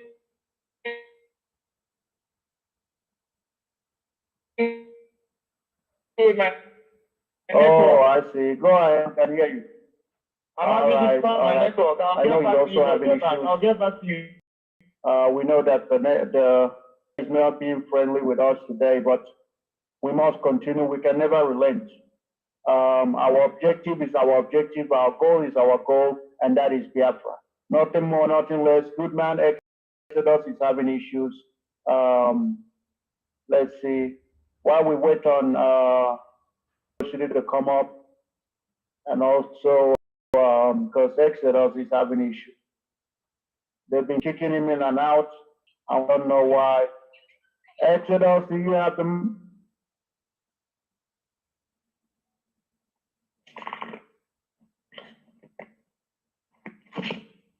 All right, go ahead, Goodman. You have the mic now.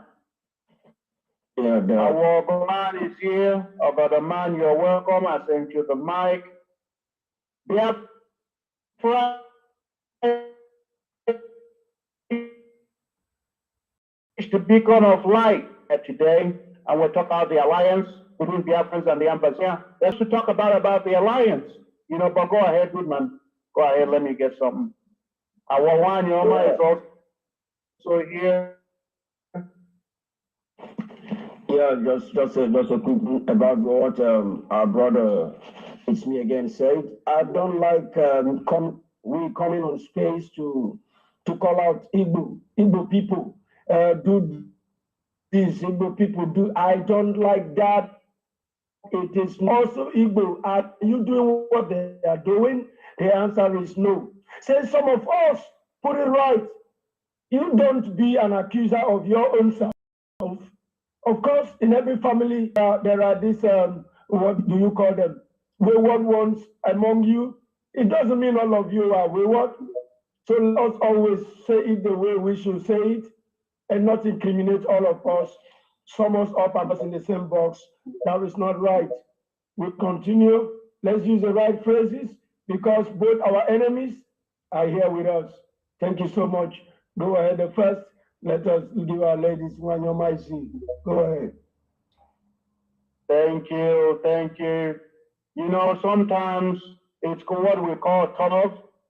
It's not that we hate ourselves, Goodman. It's what we call tough love because sometimes, it's just that, when Master Nnamdi Kanu said that name looks like it's cursed, I am actually about, stand to him because it looks like it's cursed. I apologize to everybody that if that feels bad about it. But it's just that when you look at everything that is going on, you have to agree that maybe this thing, we are marked for destruction. Because that's why you see why, even when we are being killed, being massacred, our own Lord,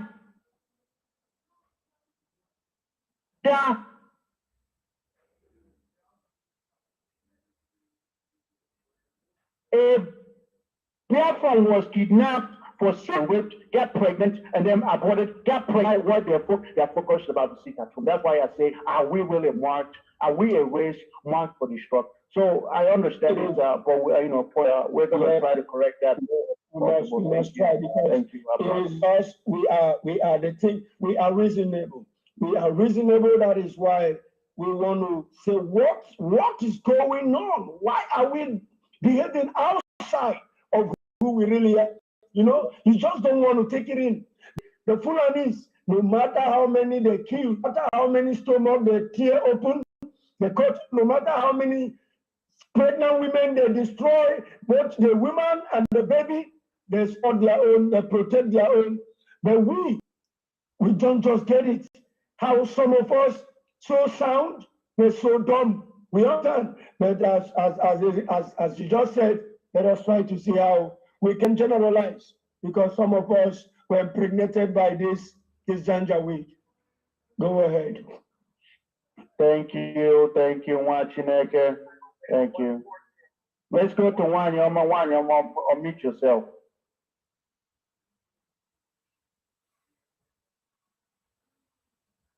Wanyama, can you hear me? Go ahead. Good morning, everybody.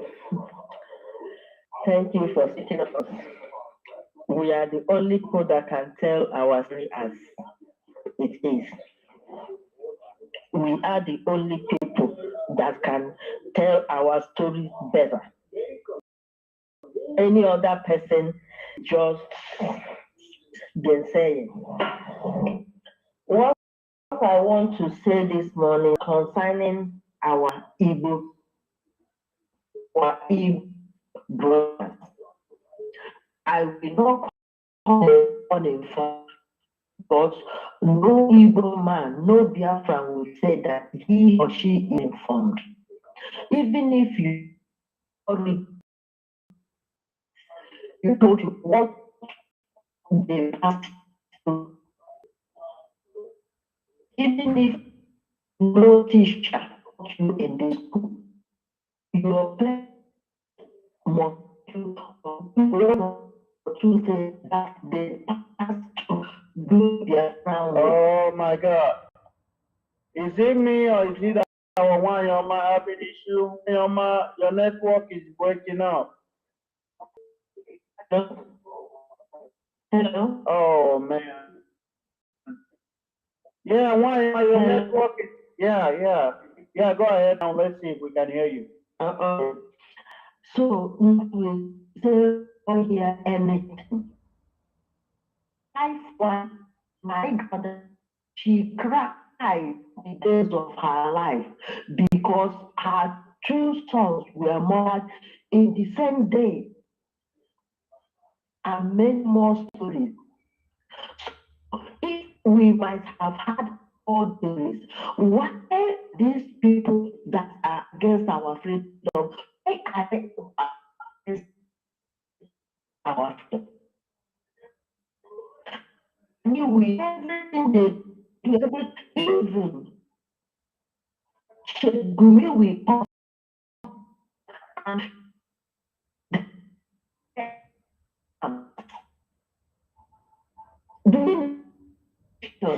big mouth and say they will not vote for anybody.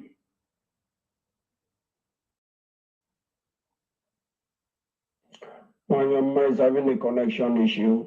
First, I don't know if you're aware of that. Yeah. I'm trying to see if we can manage it, but it's really bad. She's calling on right now. Go. Yeah. Yes. She's calling on. Yes, our own Mike. Efe and Mark Chukwunyere. When you're ready, let us know. We'll give you the mic. Our own Ogodaman on himself.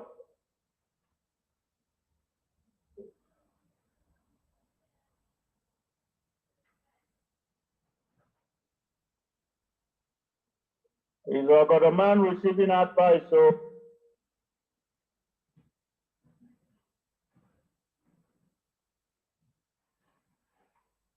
But the man may be receiving advice, or he's having connection issues. I'm not sure.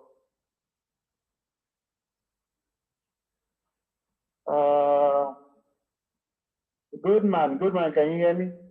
Yes. The network is really being unfriendly today. And our info minister is not close to the mic to send it back to me so that you don't fall off and everything mute. Yeah, information minister, can you send it over to our own good man? If you're available, if you're close to the mic, before they kick me out also. Mazugo is here. Mazugo, 247, go ahead while I take care of something real quick. Oh, good man, go ahead. Let me take care of something. Yeah, Mazugo is on the mic. You can go ahead. Our own beloved elder. You are the real man elder. Go ahead. Children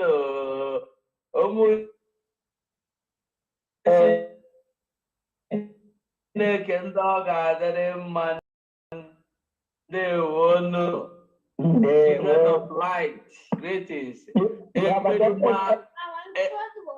The Bishop of the Most High, I greet you, my brother. I greet you. I greet you. All protocols observed. Good man, the beautiful, no, good man, a thunderous voice. While the first is the beautiful voice. One love. Under my honorable minister, respect and love.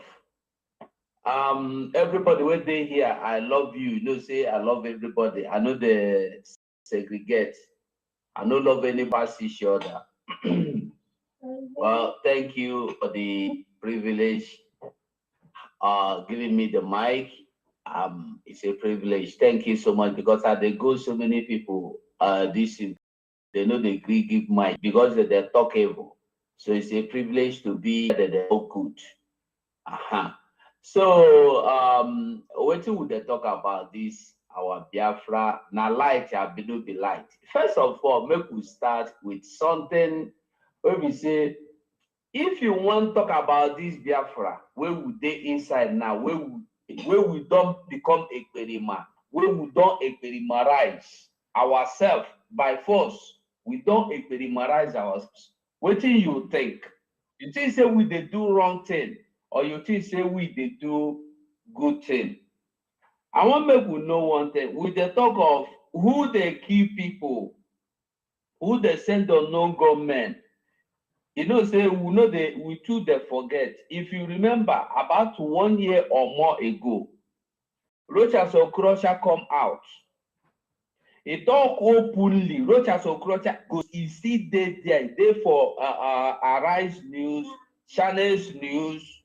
He talk say, Governor Hope Uzodinma of Imo State get unknown gunmen.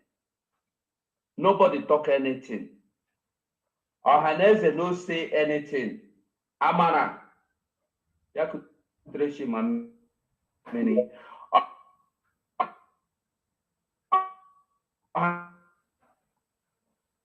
Ohaneze no say anything. Enough. Purpose of the master Nayam, you know, come out to come say, na lie Rochas in the talk. No, he said he come out to come say, leave waiting Rochas in the talk. He too no get unknown government where they go to job for him. He get his own boys. Now, so now the response where we get from Pope Uzodinma today, he don't run from Imo State, he don't run go Abuja. The only government that governed his state from Abuja. Only governor that governs his state from Abuja, you know, they use surprise. So as if we talk, you know, they happen, or we they talk. Our prime minister today give instructions. If you know anybody for Enugu, where they put seal for in shop, or bank, or petrol station, or business premises, so tell them, make they open them, make they no mind that sealed. Now waiting our Prime Minister talk. And then we begin the know from now on, say, we no get any governor of Nigeria state in our land. We only have Biafra government in exile government in our land, homeland outside. So if your shop is affected, or you know your brother, your sister, their shops are affected, tell them may they go Punam. Now, at first, I want to understand, they say, no, we don't force people to come out. So you hear that useless policeman when to talk about. We're not forcing anybody to come out. Once you choose to stay in your house, we will leave you. But nobody should stay. We are to protect you. If you want to come out, you come out. We will protect you. And the useless, another one comes to say, if it means to kill, we will kill to make you come outside. People don't understand.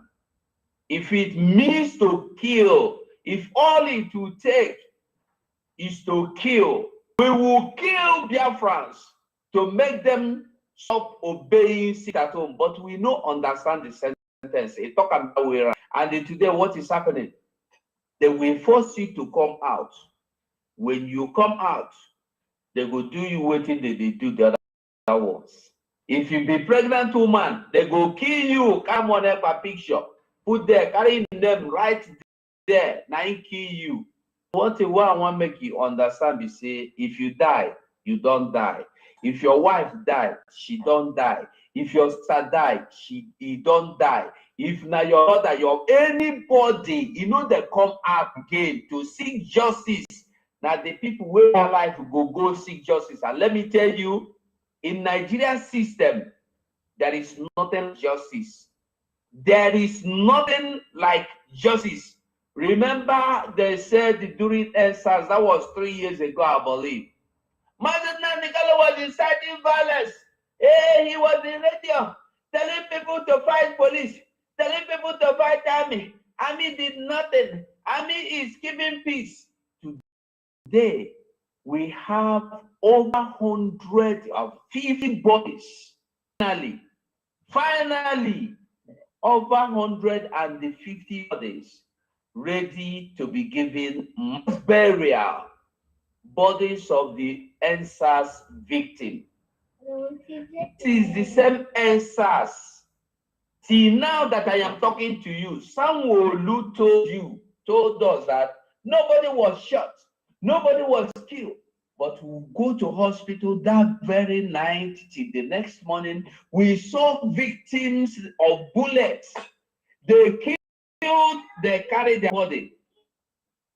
This is what do. They kill, they carry the body. So they could kill them for all of them. See waiting the report they talk today, as I was listening to this. All the people where they kill, no single body was recovered close to the lake. What thing they do? They kill all of them. When people, the eyewitnesses told you that they kill anybody where they kill, they carry a poo for motor. They go kill for Lekki, carry and go drop one for Janbadi, carry the other one drop for Alaba, carry the other one drop for Yaba, carry the other one drop for Jegula. Now so they scatter them, so you will not know that they were Lekki victims. But today, finally, they've all gathered and they tag Lekki victim massacre victim. Today, they are to be buried. Those people are humans, mothers, fathers, brothers, sisters, sons, daughters. The family has been crying. Do you know that the families even cried out, begging police, I beg, army, I beg, show us the bodies of our family members so we can see them, bury them. Sanwo-Olu said nobody was killed. That is Nigeria. Why I'm saying this is those that will be killed, hoping that justice is coming for them. Hoping that justice is coming for them, you will never get justice. The only justice you will get is this Biafra that we are fighting to get by all means. because we have paid the price of this justice, pay the price of the price of victimization, intimidation. We have paid the price of war, of genocide, name it, hunger, genocide. We have paid all the price. So if you ask,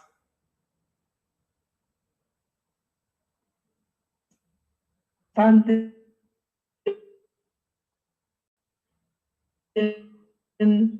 on the ground that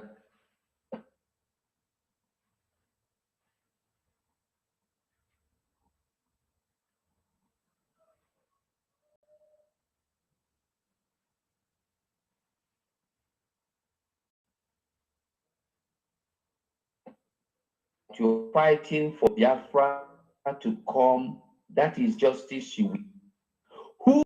Whoever his word oppressor, you come, some would die in the hand of that oppressor. You will die in their hands. What I am saying today is this: Governor Mba is not thinking for anybody but for himself. That useless boy from Enugu, I don't know, I'm not even sure he's from Enugu State, could go all the way to United Kingdom to bring his girlfriend and make her, what do you call it, revenue, whatever, personal revenue chairman. That man is a very wicked man, a very wicked man. Today again, we told you that Asare Dogobo has been working in collaboration with Tinubu, as same thing he did with Buhari. Nobody else. Today, go to AIT News. It is clear. Because when we talk, people know the agree. It's good that the mainstream media is now broadcasting it, as we must have told you. Now, today, it is clear. Tinubu, go to AIT. Tinubu with Asare Dokobo raising secret army. And they raise the secret army, they used to kill people and tag IPOB. And Simon Ever, and the worst part is that whoever will die, don't die. Who know hear the sound of the bullet, cannot tell you who kill him. And they tell you the truth. If you dey where they shoot, you know hear sound of that bullet, the person don't die. And the person where don't die, no go come tell you who shoot the bullet. You know go come tell you, say, hey, no respond ever. So it's better we avoid kanjem letter or do toward them.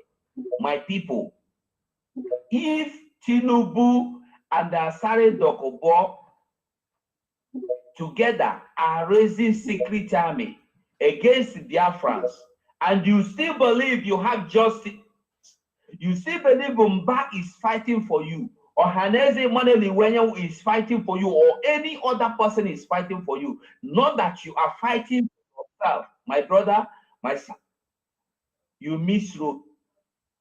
And at this point, if you have decided to continue working or destroying your life and your generation in the road where you miss, continue.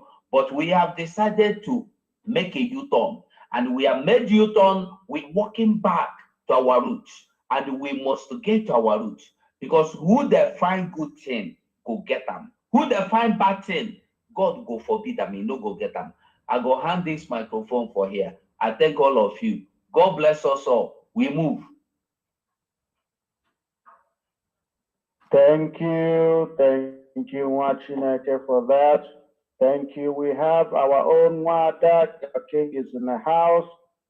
King knows, he knows how we do it. We also have Obadan.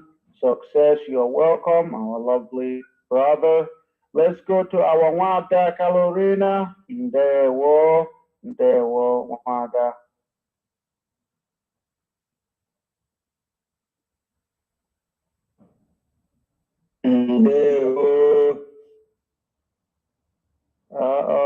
Wanda Calorina, she's receiving our text. I'm here. Hopefully not from a madman. There was the phone. I don't know what it means in my phone. There was the fact. They were good man. They were as in. Hey, good man. I'm sorry if Biafra warrior queen. I want to thank her for what she did yesterday when we are praying. I just want to thank her, thank all the women that came out yesterday night to pray with us and read that time, and network disturbed us yesterday. I just want to take the opportunity to thank them and tell them that Chukwokika answered our prayer. All our ancestors have gone to work to liberate us, to fight for us, that nothing will happen to Biafra not to come. I don't have too much to say. The only thing I want to say is this, we, Biafran women that is here in abroad, we are praying for our land, Biafra, and some other women are in Enugu fighting against us, following man snatcher or woman snatcher to destroy our struggle. All those women that came out to follow Mba to do all these things, I'm very, very ashamed of you because I'm from Enugu. I don't even know that you people can able to come out and do this nonsense, saying that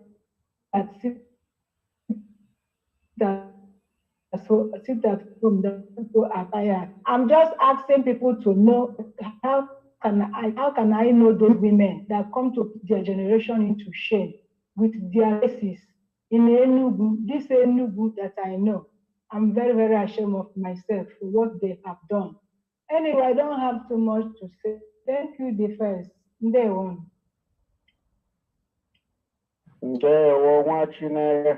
Our own water. And I also want to shout out to our ladies that prayed yesterday on space. Everything we want to fight is you with everything. So thank you. Thank you.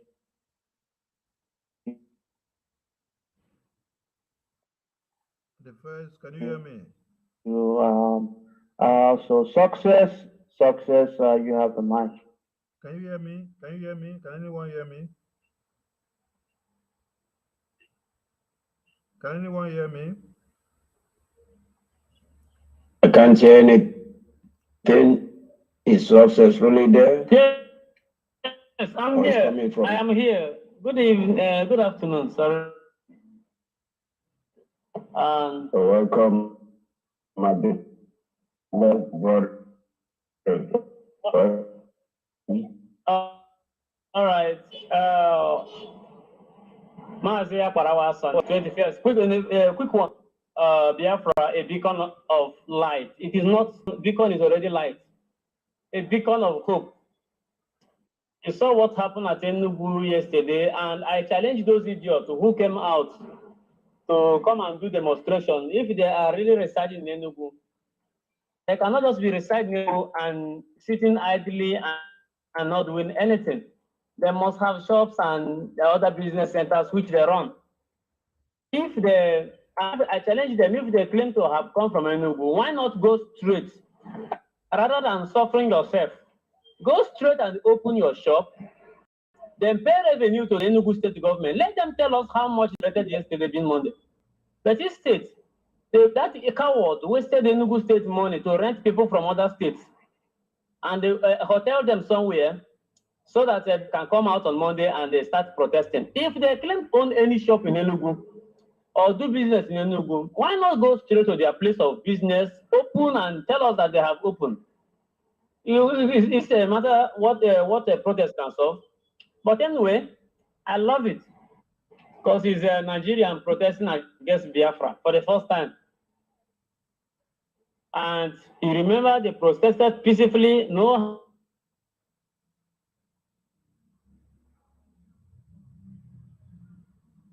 harm.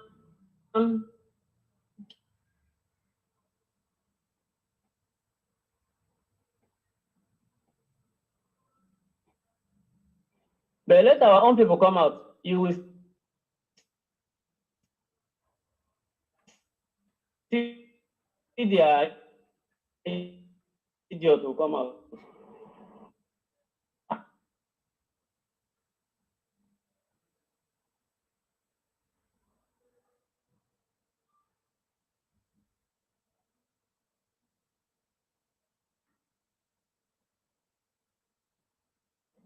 By next Monday. Hope to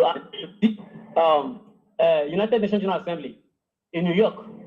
Our flag must fly not outside as a protest, but inside with our Prime Minister or any of the delegates sent to the United Nations. Of course, I know our Prime Minister will be there with some of his delegates. It will fly. Just hope for it.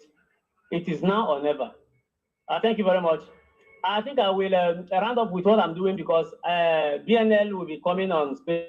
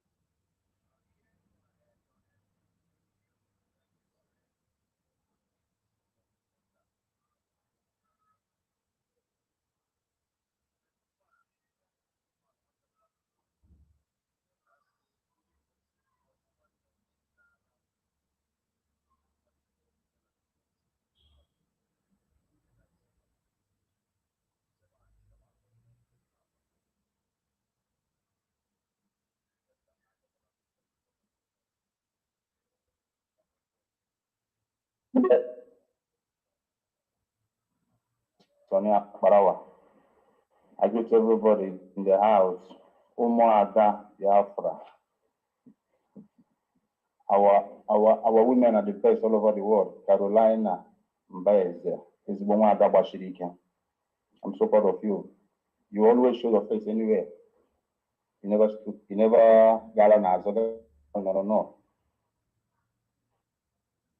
And some other women in the house, I greet everybody.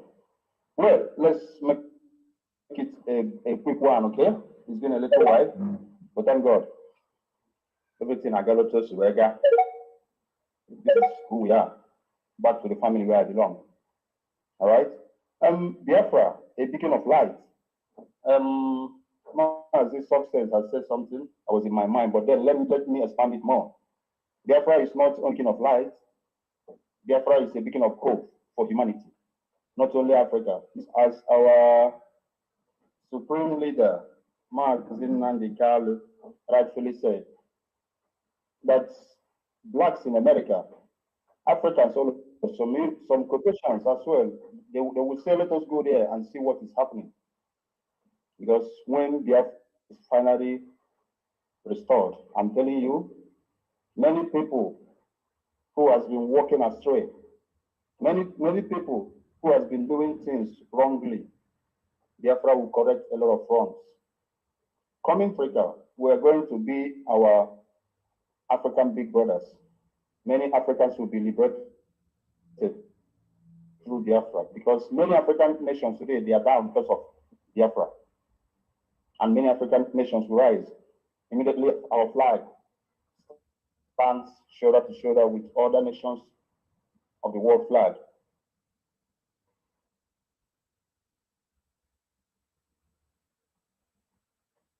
Biafra is the beacon of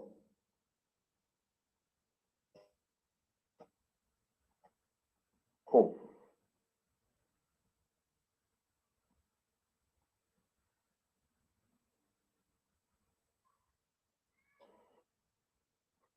Who has decided to receive asset all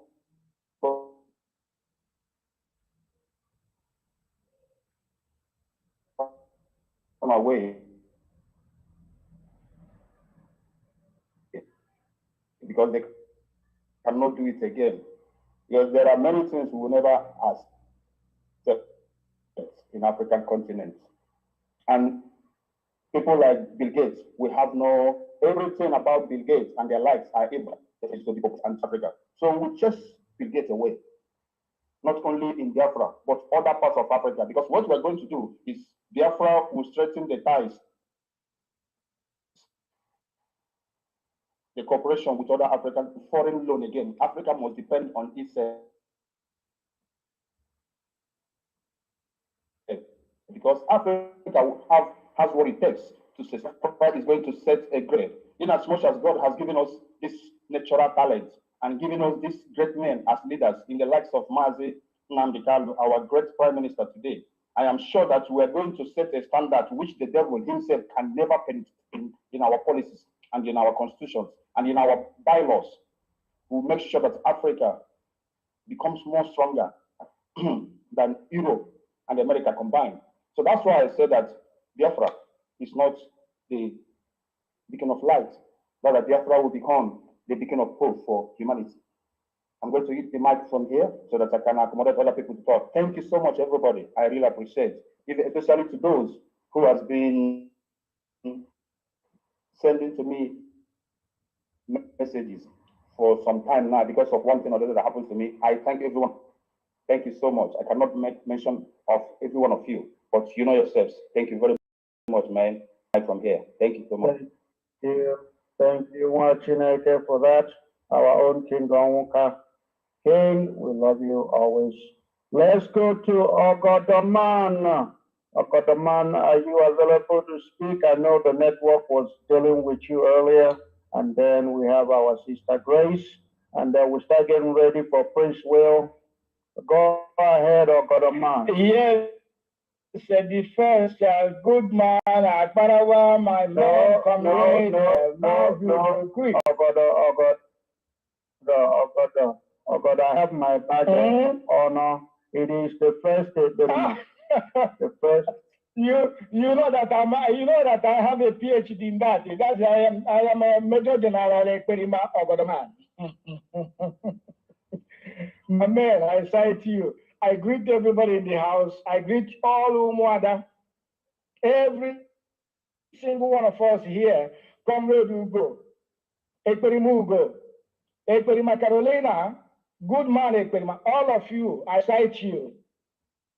The beacon of hope is a well understatement. People have actually portrayed on that. The bottom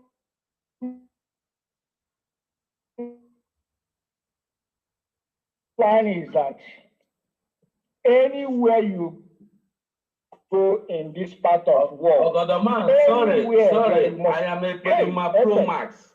I don't rank you over here. Major General. So, but the truth is this. The truth is this. Anywhere in this surface earth, you go, you see a black man, a Biafran is there at the head. What that means is that it doesn't matter. The bottom line is that they know, the real people, though, the world know that we, the moment the flag rising, the moment the flag begin to fly in the free land of Biafra, that where have I been? Where have I been? Where have I been? And we're going to be telling them that Ununja has been blinded. All of us has been caged, but now we are free. It's just what it is. I'm going to touch about yesterday progress. You see, it's good in a way, but in the other way around, I sat back and asked myself a question. The first, I heard what you were saying before in regards to whether Abolondi Bono, good man now came and counter you and said, no, do not say that because it's not all of us. I am going to tell you the first, you are right. The good man, you are right. Something happened yesterday. Something happened yesterday. I am still in Turkey here, which I'll be giving like in the next 2 weeks or thereabouts, something happened in the evening.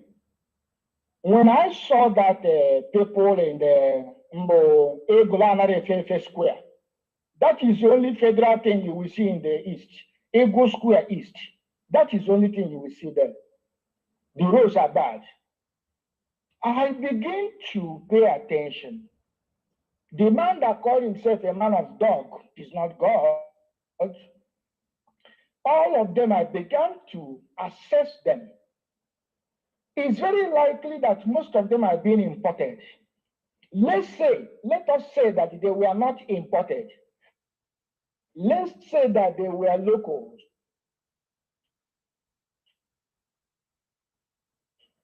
Yeah, that are locals. But let's say they are from Enugu. That brings me to what Mazin Namdekan once said, that na mgbe ụfọdụ na nwere ọzọ n'oge ga-eri Chineke nna mere ebe ya bịakwana from this part of the world. Mazin Namdekan have said such words, not once, I think twice or 3 times. He has mentioned, I don't want to put it the way he did it. Recounting what happened, I asked myself a question. I said, these people, how did this man organize them? Was it through WhatsApp? Was it through what? So he must have visited some kind of a group thing, or church thing, and either threaten them or pay them money to come and become foolish. Then the foolish ones that came, I was just looking at them, especially the women aspect of it. The one that used a big windscreen, black. I was like, why are you hiding your eyes? Why? If you are proud of what you are doing, why didn't you remove your glasses? You see, Abura didn't join, man, a sizable number of Ndibo. Honestly, Abura Ndibo. A sizable number of Ndibo that bears Igbo name, Abura Ndibo. And I'm going to tell you some particular areas. I can beat my chest and tell you that Enugu of a thing. All those Gariki area of a thing. Sizable number of them were being pregnanted by the Chinese in Hausa. Another place is Hausa in Umuahia. In fact, 99% of Umuahia are the most useless people I've ever come across in this world. We are doing everything humanly possible. Most of us are living in our comfort. Most of us have whatever we need. But it is not enough for us because where we are is not our home. It does not matter how citizenship you have in your host country. The truth is that you are a stranger there. What you have is just a paper that allows you to go out and come in and just do gra-gra. Inside you are an Auslander.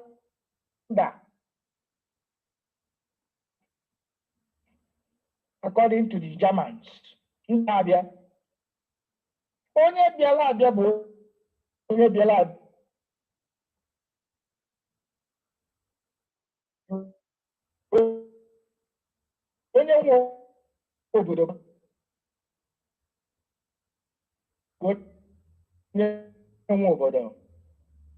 So, what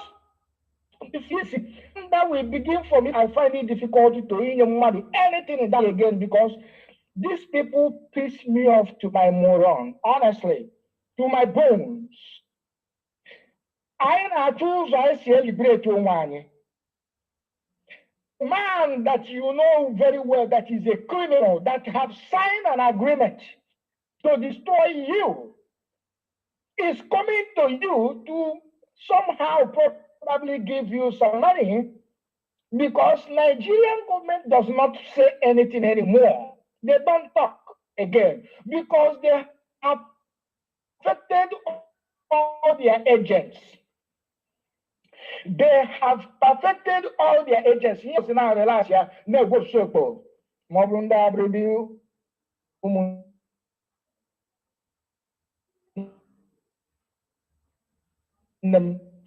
you go so. What Nigerian government are doing now is bringing out map, create some pumping money in them for them to use it to spread it and destabilize us. And a man or a woman with his right senses will not be able to manage Jelonubi, Nanke Jelonoba. Annoying. Now, here yesterday, I was in a restaurant, and these are three guys. Two of them, we used to greet. That is,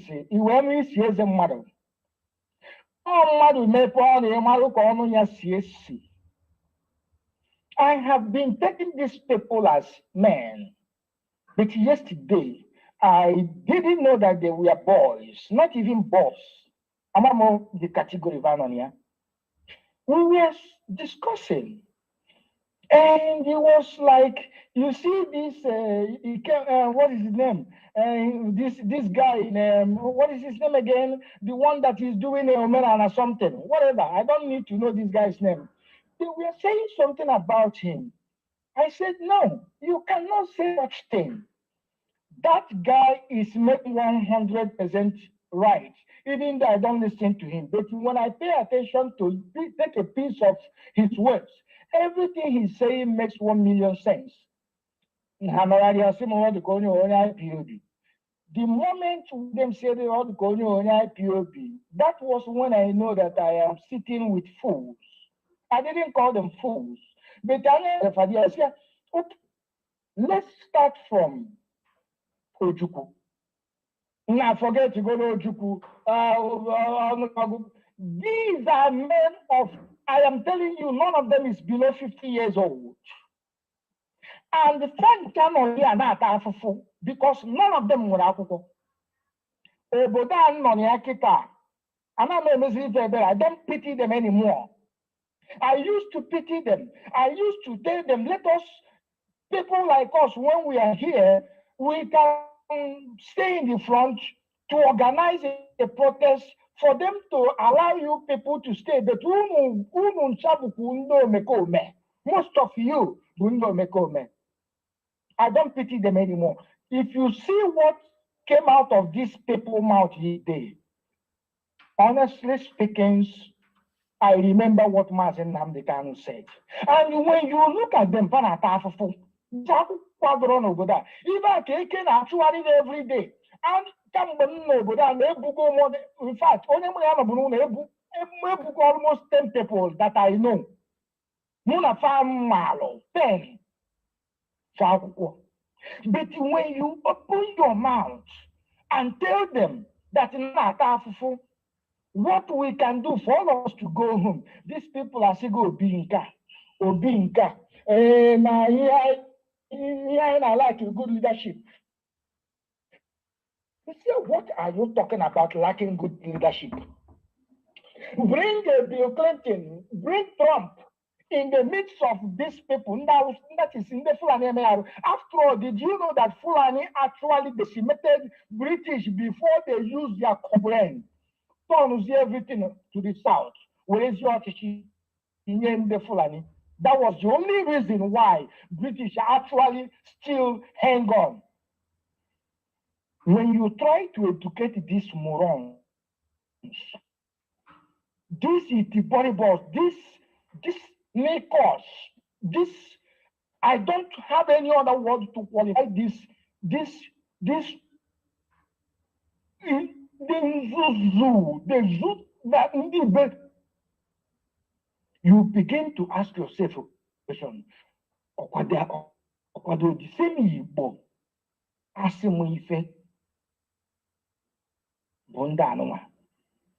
these are kind of people who protest. These are the Monday, and I'm having for this war that is already there. You know, when they look at war, is when bombs start to fall from here to there. All that are very soon. By then, I'm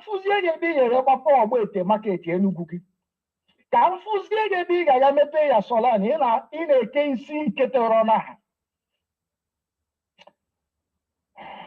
Abụrụ anyị ọnụ mana ọ dịkwa ka o nwere ndị abụrụ ọnụ esoro m na ndị abụrụ ọnụ abụchapụ m obukwa izu ọgụ mgbe okposi obukwa ọ bụrụ na enwere ndị Igbo abụrụ ọnụ uche ndị ya mbụbo okuke they go ọgọrọmana abụrụ m ọnụ.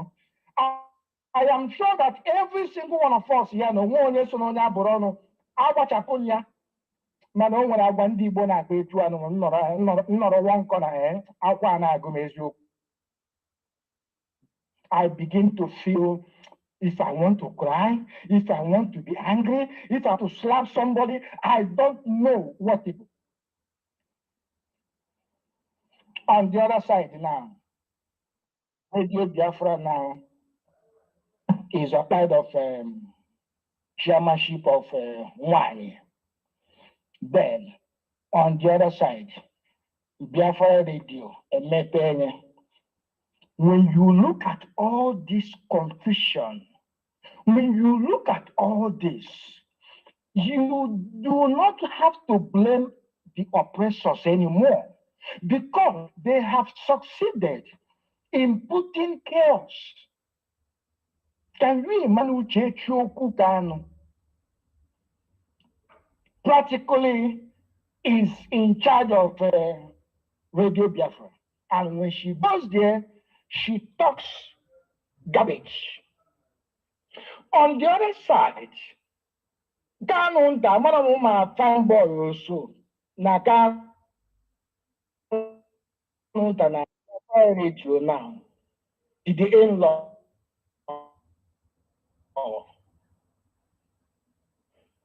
None of them, I don't trust any of them anymore, claimed would be that it is our own real leader, Marvin Namdekano, that gave the ultimatum to open up Biafra Radio. Does that tell you, does that mean that now, does that mean that it was not communicated to Munye? I try to break it down. It doesn't make any sense to me. Biafra Radio is authorized by Mazin Namdekano, quote, Radio Biafra is Uchechi where she speaks. Now, when you got the enemy, what do you think they will be thinking? They'll be thinking these people doesn't know what they're doing until when they put their ass together, then we can listen to them. But thank goodness that we are making headway through the Biafra Republic government in exile, which has come to stay, which all of us must do whatever it takes to strengthen it, to be strong and stronger and stronger, and begin to be strongest until the whole power is fully restored. And only in the Gapota, I hear with the key, his loyal leader, Mas Simon Ekpa, we hand over the key to him and say, my boss, this is what we have achieved while you were away. All of us must remain resolute. All of us must remain steadfast. You know, when I speak, I want to finish it up, but I have to give way for others. All will be. But as I'm going to yield here. Thank you, comrades. Thank you, Ogaraman. Thank you, our own Ogaraman. You always came with fire, and we love it. We love the situation, the matter with the Uche frontal lobe, Delilah. I think that's be an issue for another day because as I told her to wait, because I'm gonna wait till she goes to Radio Biafra, and then I'm gonna come, and then we're gonna fight. Because I love Tenor. Oh, I love fighting with your frontal lobe. Let's go to Grace. But that's going to be a different topic on its own. The good that was there yesterday. Yeah. First.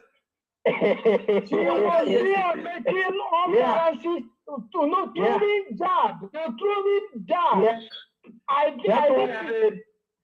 didn't listen to her, but you know, when she finishes, and then Iraq, happening one thing, you know, those Iraq, those people irritates me. They irritate me.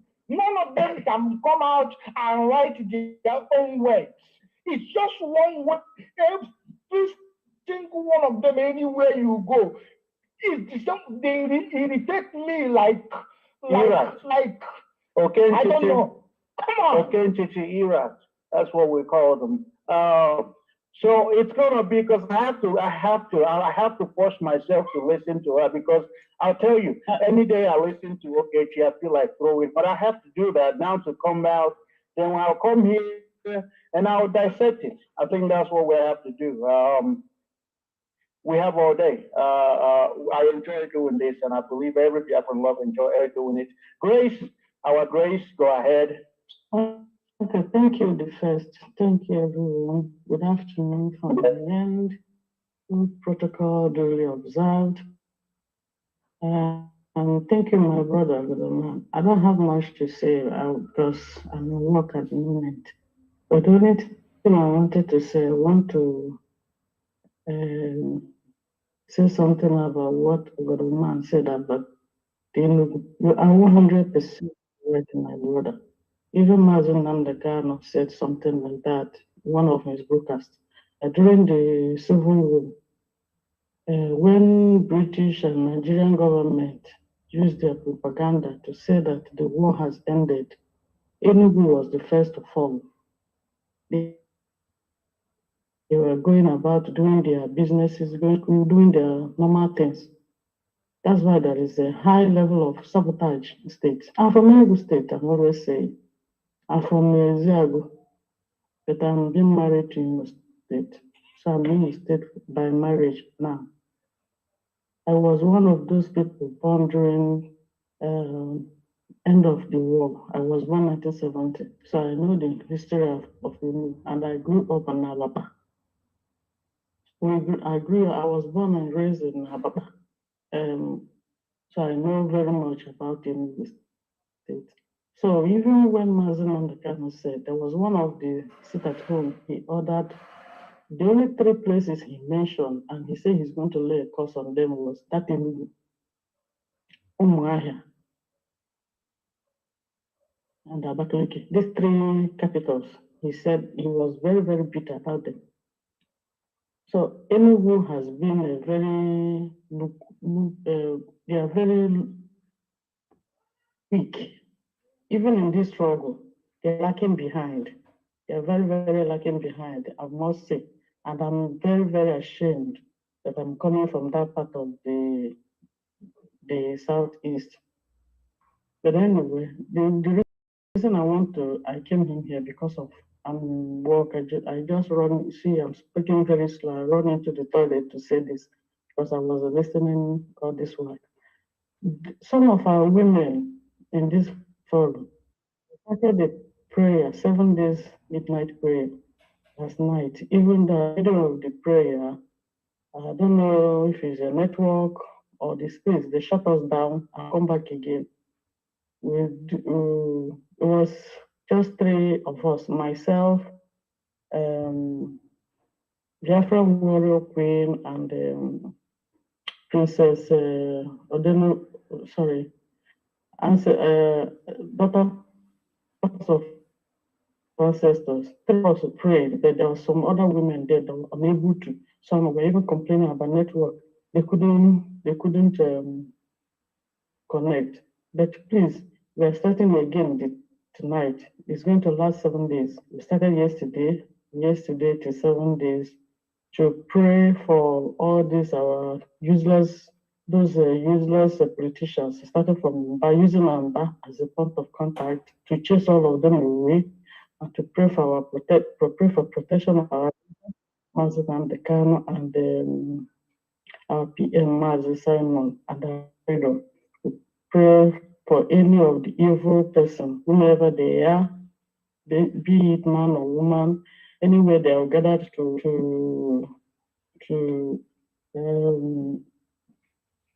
where they're planning evil against our PM and Amazon and Tekana and our freedom, and lay a curse on all those politicians and even some religious leaders in the Hanes and that. So I believe there are some women in this. So please, if you can join us tonight, 12 a.m. one time. We know our times are different.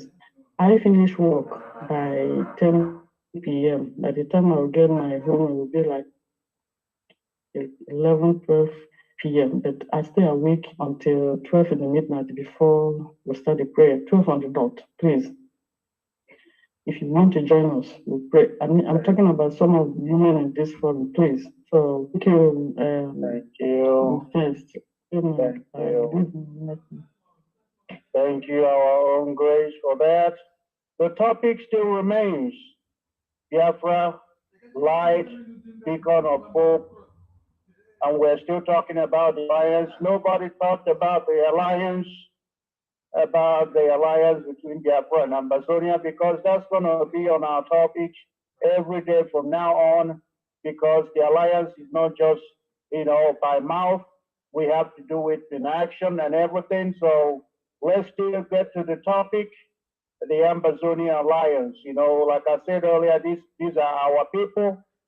The alliance was naturally supposed to happen, because we said that we can never ever abandon our people anywhere. It doesn't matter how they fight us with the big quarters. They are our people, and they are fighting for the same thing that their friends are fighting for. So let's go to our own Ronnie. Ronnie, unmute yourself.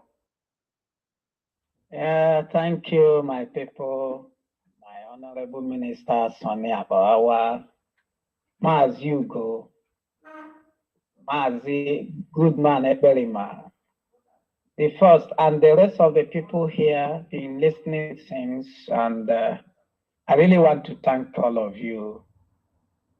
You are the reason why we are still here. You are the reason why we are here, and most of our people that would have fallen away are still being strengthened. Thank you for all that you guys are doing. Even our people that are stubborn as they are, we are still here standing. Thank you very much. I really want to thank all of us here. God bless you all. Yes, I kept saying it is spiritual, and it takes the spiritual-minded people to understand what we are in now. You see, forget about all this noise. Forget about all this noise the Flavors are making everywhere. They know it's game over. Biafra is here already. Remember what the Prime Minister said? He said this year, before you get to October, September, he said you start seeing the sign of Biafra already. We have started seeing it already. Nigerian government now running everywhere. They are running around. They are getting mild. They are getting pissed. They want to use Oluole by Nubu, the same way they use Hope Uzodinma. Oluole should have known he's already a failure, because Hope Uzodinma didn't succeed. Is it him? Who is he? What does he even know? All those guys making renting. In fact, I felt very ashamed when I saw they rented out, that even collected money to move around. What do you even mean by doing protests against it at home? Do they even understand what they were doing? When you say you are doing protests against it at home, you are saying that you are doing protests against Mazen and the Carlos release. You are saying you are doing protests against the restoration of Biafra, which you can't even stop. You can't, not in a million years. You see, when they are doing those things, they are very ignorant. They don't even know. How much did they even give them? Some of them 5,000.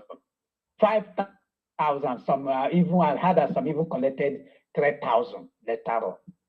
What kind of nonsense is that? 5,000 or 3,000 for your freedom?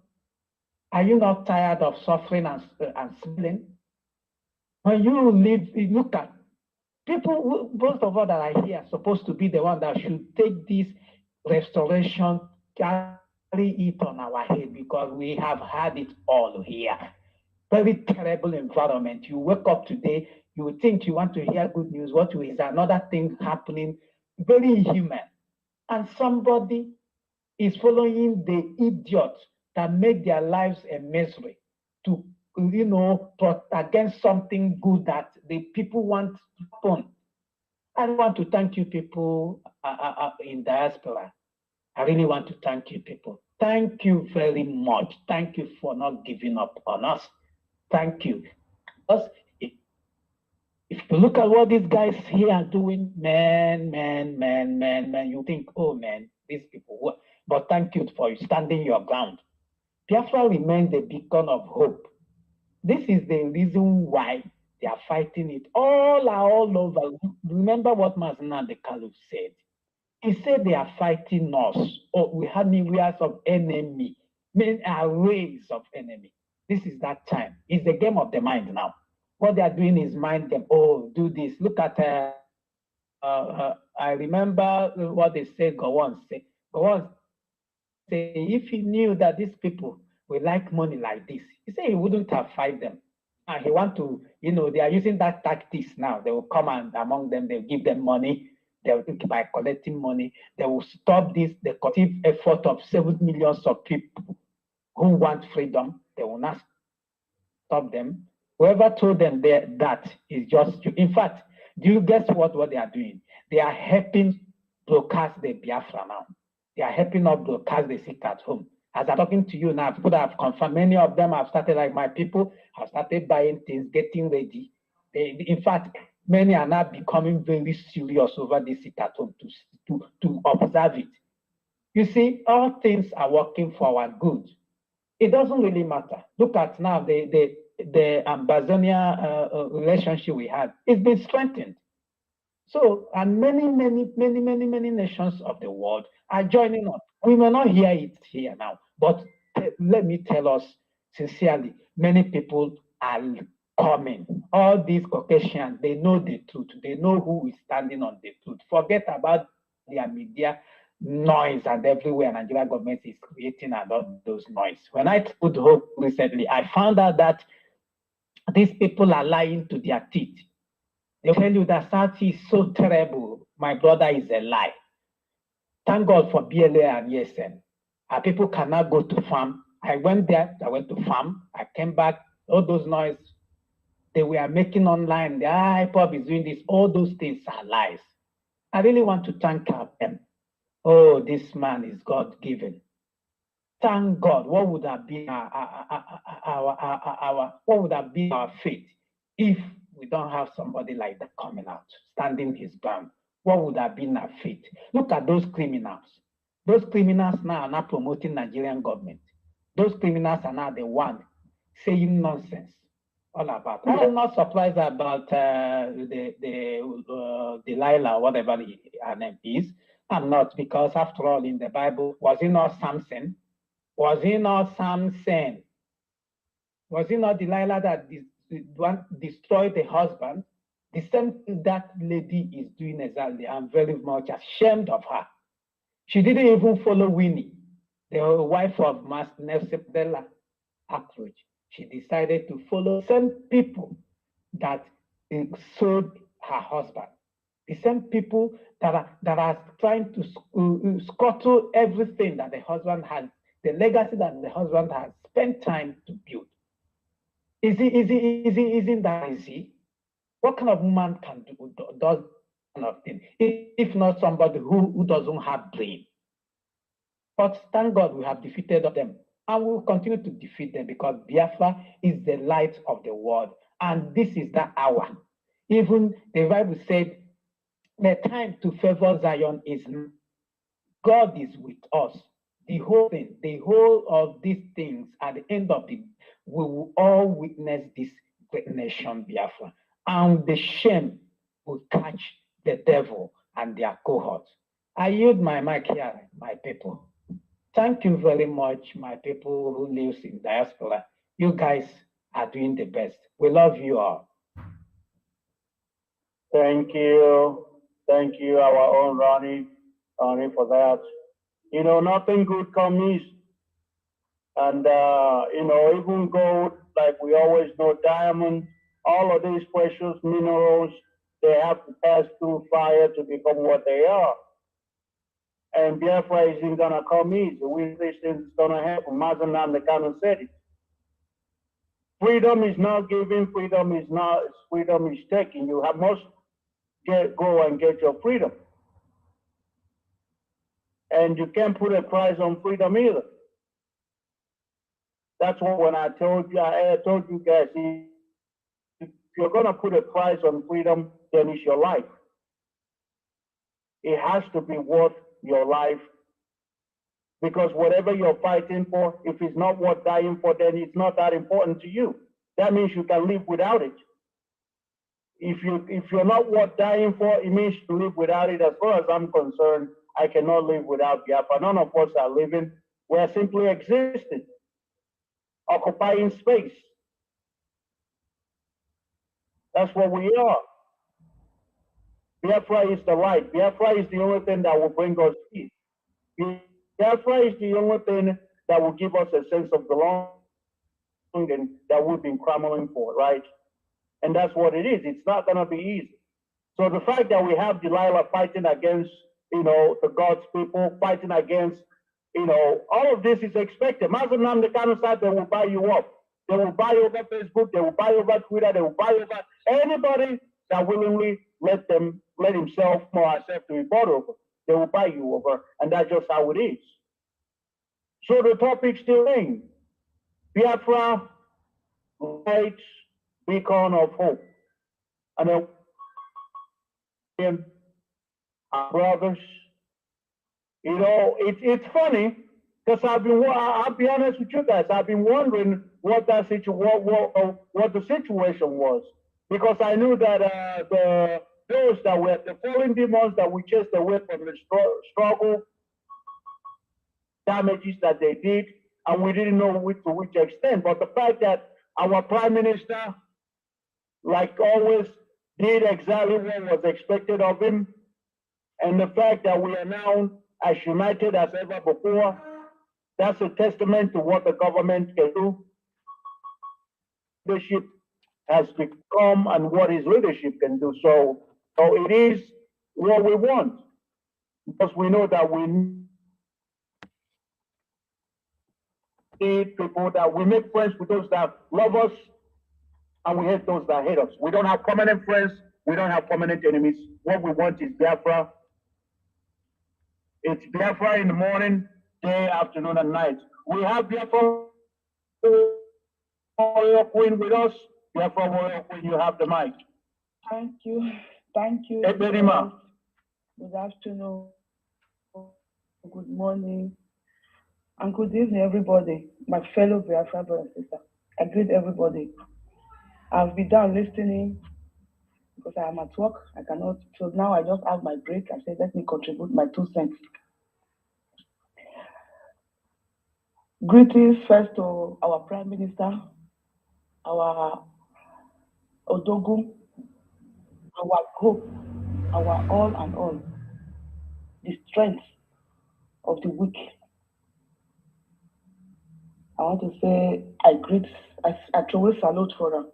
And the Biafra government in Neza, every member of the Biafra government in Neza, they are the best government ever exist, and they will be the best government that have ever existed. We are talking of Biafra, the rising sun, the beacon of hope. Yes, it is the beacon of hope. Because as in our map, in our bag, that sun, when the sun is rising, even that no darkness can comprehend it. When morning comes, that first sun when it's rising, no light, no darkness can comprehend it. That sun will rise so that will bright light so bright that it will go bright. I don't know if you know where the what do they call this country? I've forgotten the name of this country where sun not they reach.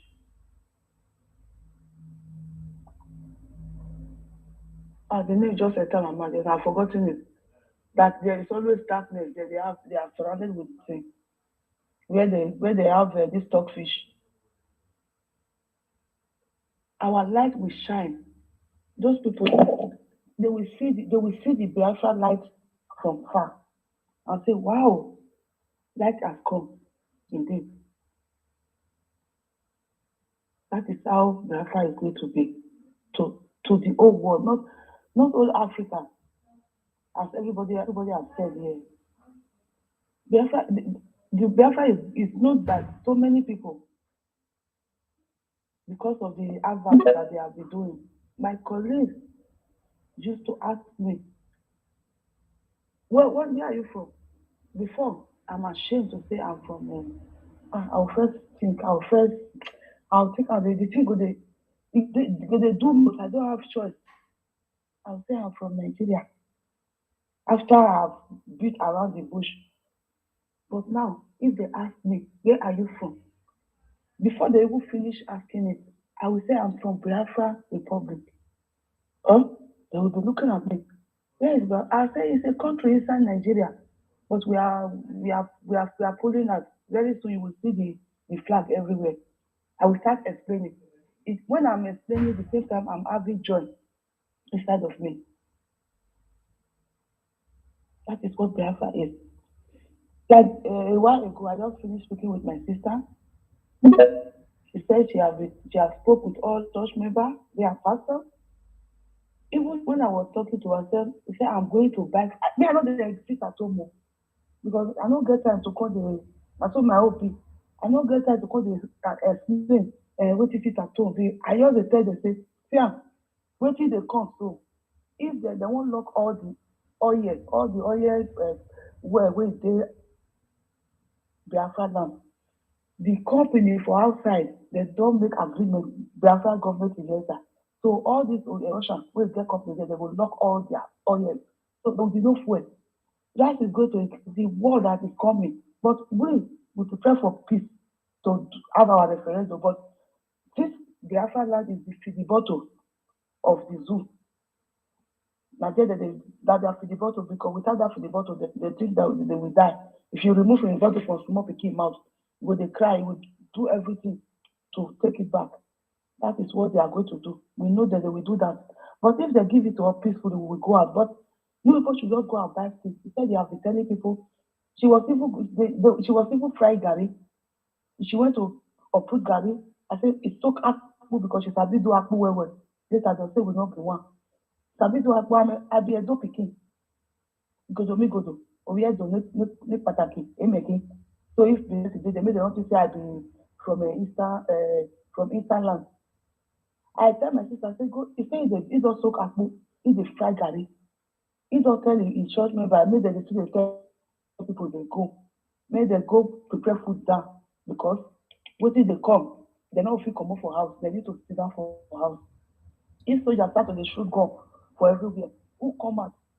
You go come be fit for the two lions to fight. So Mona stay out. Now what I just tell them, because if I call they tell them sit at home, they no go understand. Before I call they explain, before you know it, the 28 don't reach. So now what I just tell them, all of them, they are really excited about it. And I will now tell them a little bit, just a little bit of the one way I still understand where Biafra they bring about health care, about social welfare, about developing the country. They are so happy. They say, "Oh, Nigeria, they can't wait for Biafra to come." Even assistant pastor on Sunday, he said, "I will take my children and wife to safety if Biafra supply us with army, me, I will be in the war front. I'm going to fight. So many of you that were live with us on Sunday, you can bear me witness. That was an assistant pastor that we were talking to. All the church, they went to call everybody. There were about 80 or 100 in the church. When they announced it, the people, they went to call their neighbors. About 1,000 people were listening where we were today. And they said, as soon as they leave, they are going to be broadcasting it all over those things. My sister said, he hears of people talking about this thing to me. I said, yes, because that's the good news. So can't I say that Biafra has come? That is why I want to ask for a favor from our brother Otuwamwanya, if it is possible. If you can do release of that music that Biafra is coming. Maybe not that one, I just turn these foolish people head. They say, you know, if you say person they come, you know, say some slaves now, you say master, our master they come.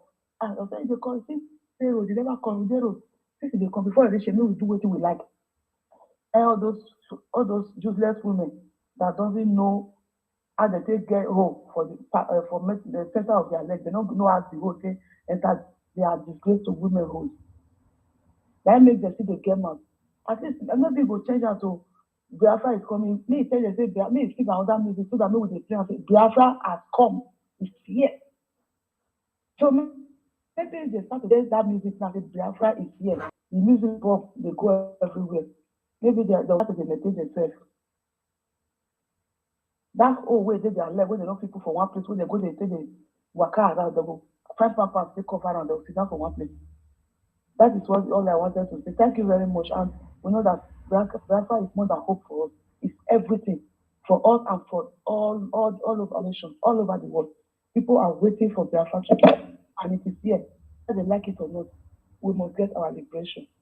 Thank you, everybody.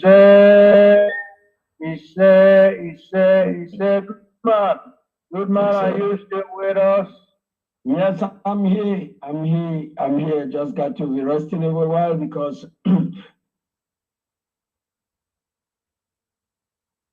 the truth fully is here too. Yes, he instructed that I should take it easy. That's what I'm doing. So go ahead. Thank you. Oh, is the elder here?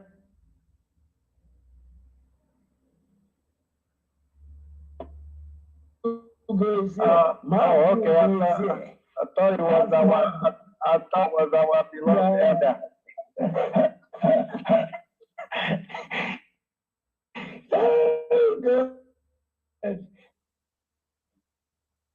Go ahead, take care of Perima live screen.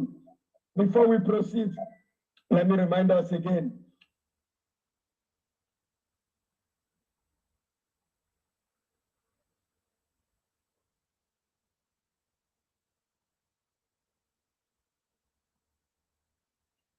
Epidemiology. So if you haven't got it, we are standing up for our rights.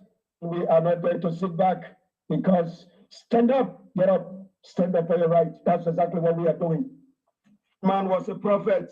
He wanted Africans to arise and take back the life. And that's exactly what we are doing. Go ahead first, so I don't strain. Go ahead.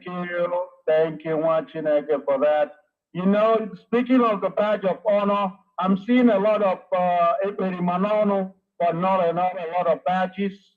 And we like to see those badges of honor of all the Eperima. We got our Wanyoma in the house. We have Mazi Bani Chuku, but Ibani, you know, we love our ladies. Wanyoma, Biafra is the light, and it is coming fast. Darkness can no longer hold the light. That's why we see them paying money just to come and blackmail what we are doing. Who are the one enforcing it at home? Mba have shown them that they are forcing people out. Those that voluntarily serve at home, Mba is forcing them, closing their shop that he didn't pay them money to. He didn't give them anything to open, no startup for nothing. Money that they came up with on their own, Mba is now putting down shops. Now we ask them, who is the one really enforcing it at home? Because you see, Biafra is there, but I saw a lot of AK-47. And Mba was ready to shoot anybody that disobeys his order. He was with, that's why he had men with AK-47, AK-49, and I'm sure Asari Dakubo terrorists among them. And they were looking to see who to shoot. And they would turn around and say, Biafrans want to sell their stupid narrative, but we told them that elephant can no longer fly. Mba has shown himself, he has shown his hand that he's the one enforcing it at home. You see this light, the light will shine. Biafra is the big.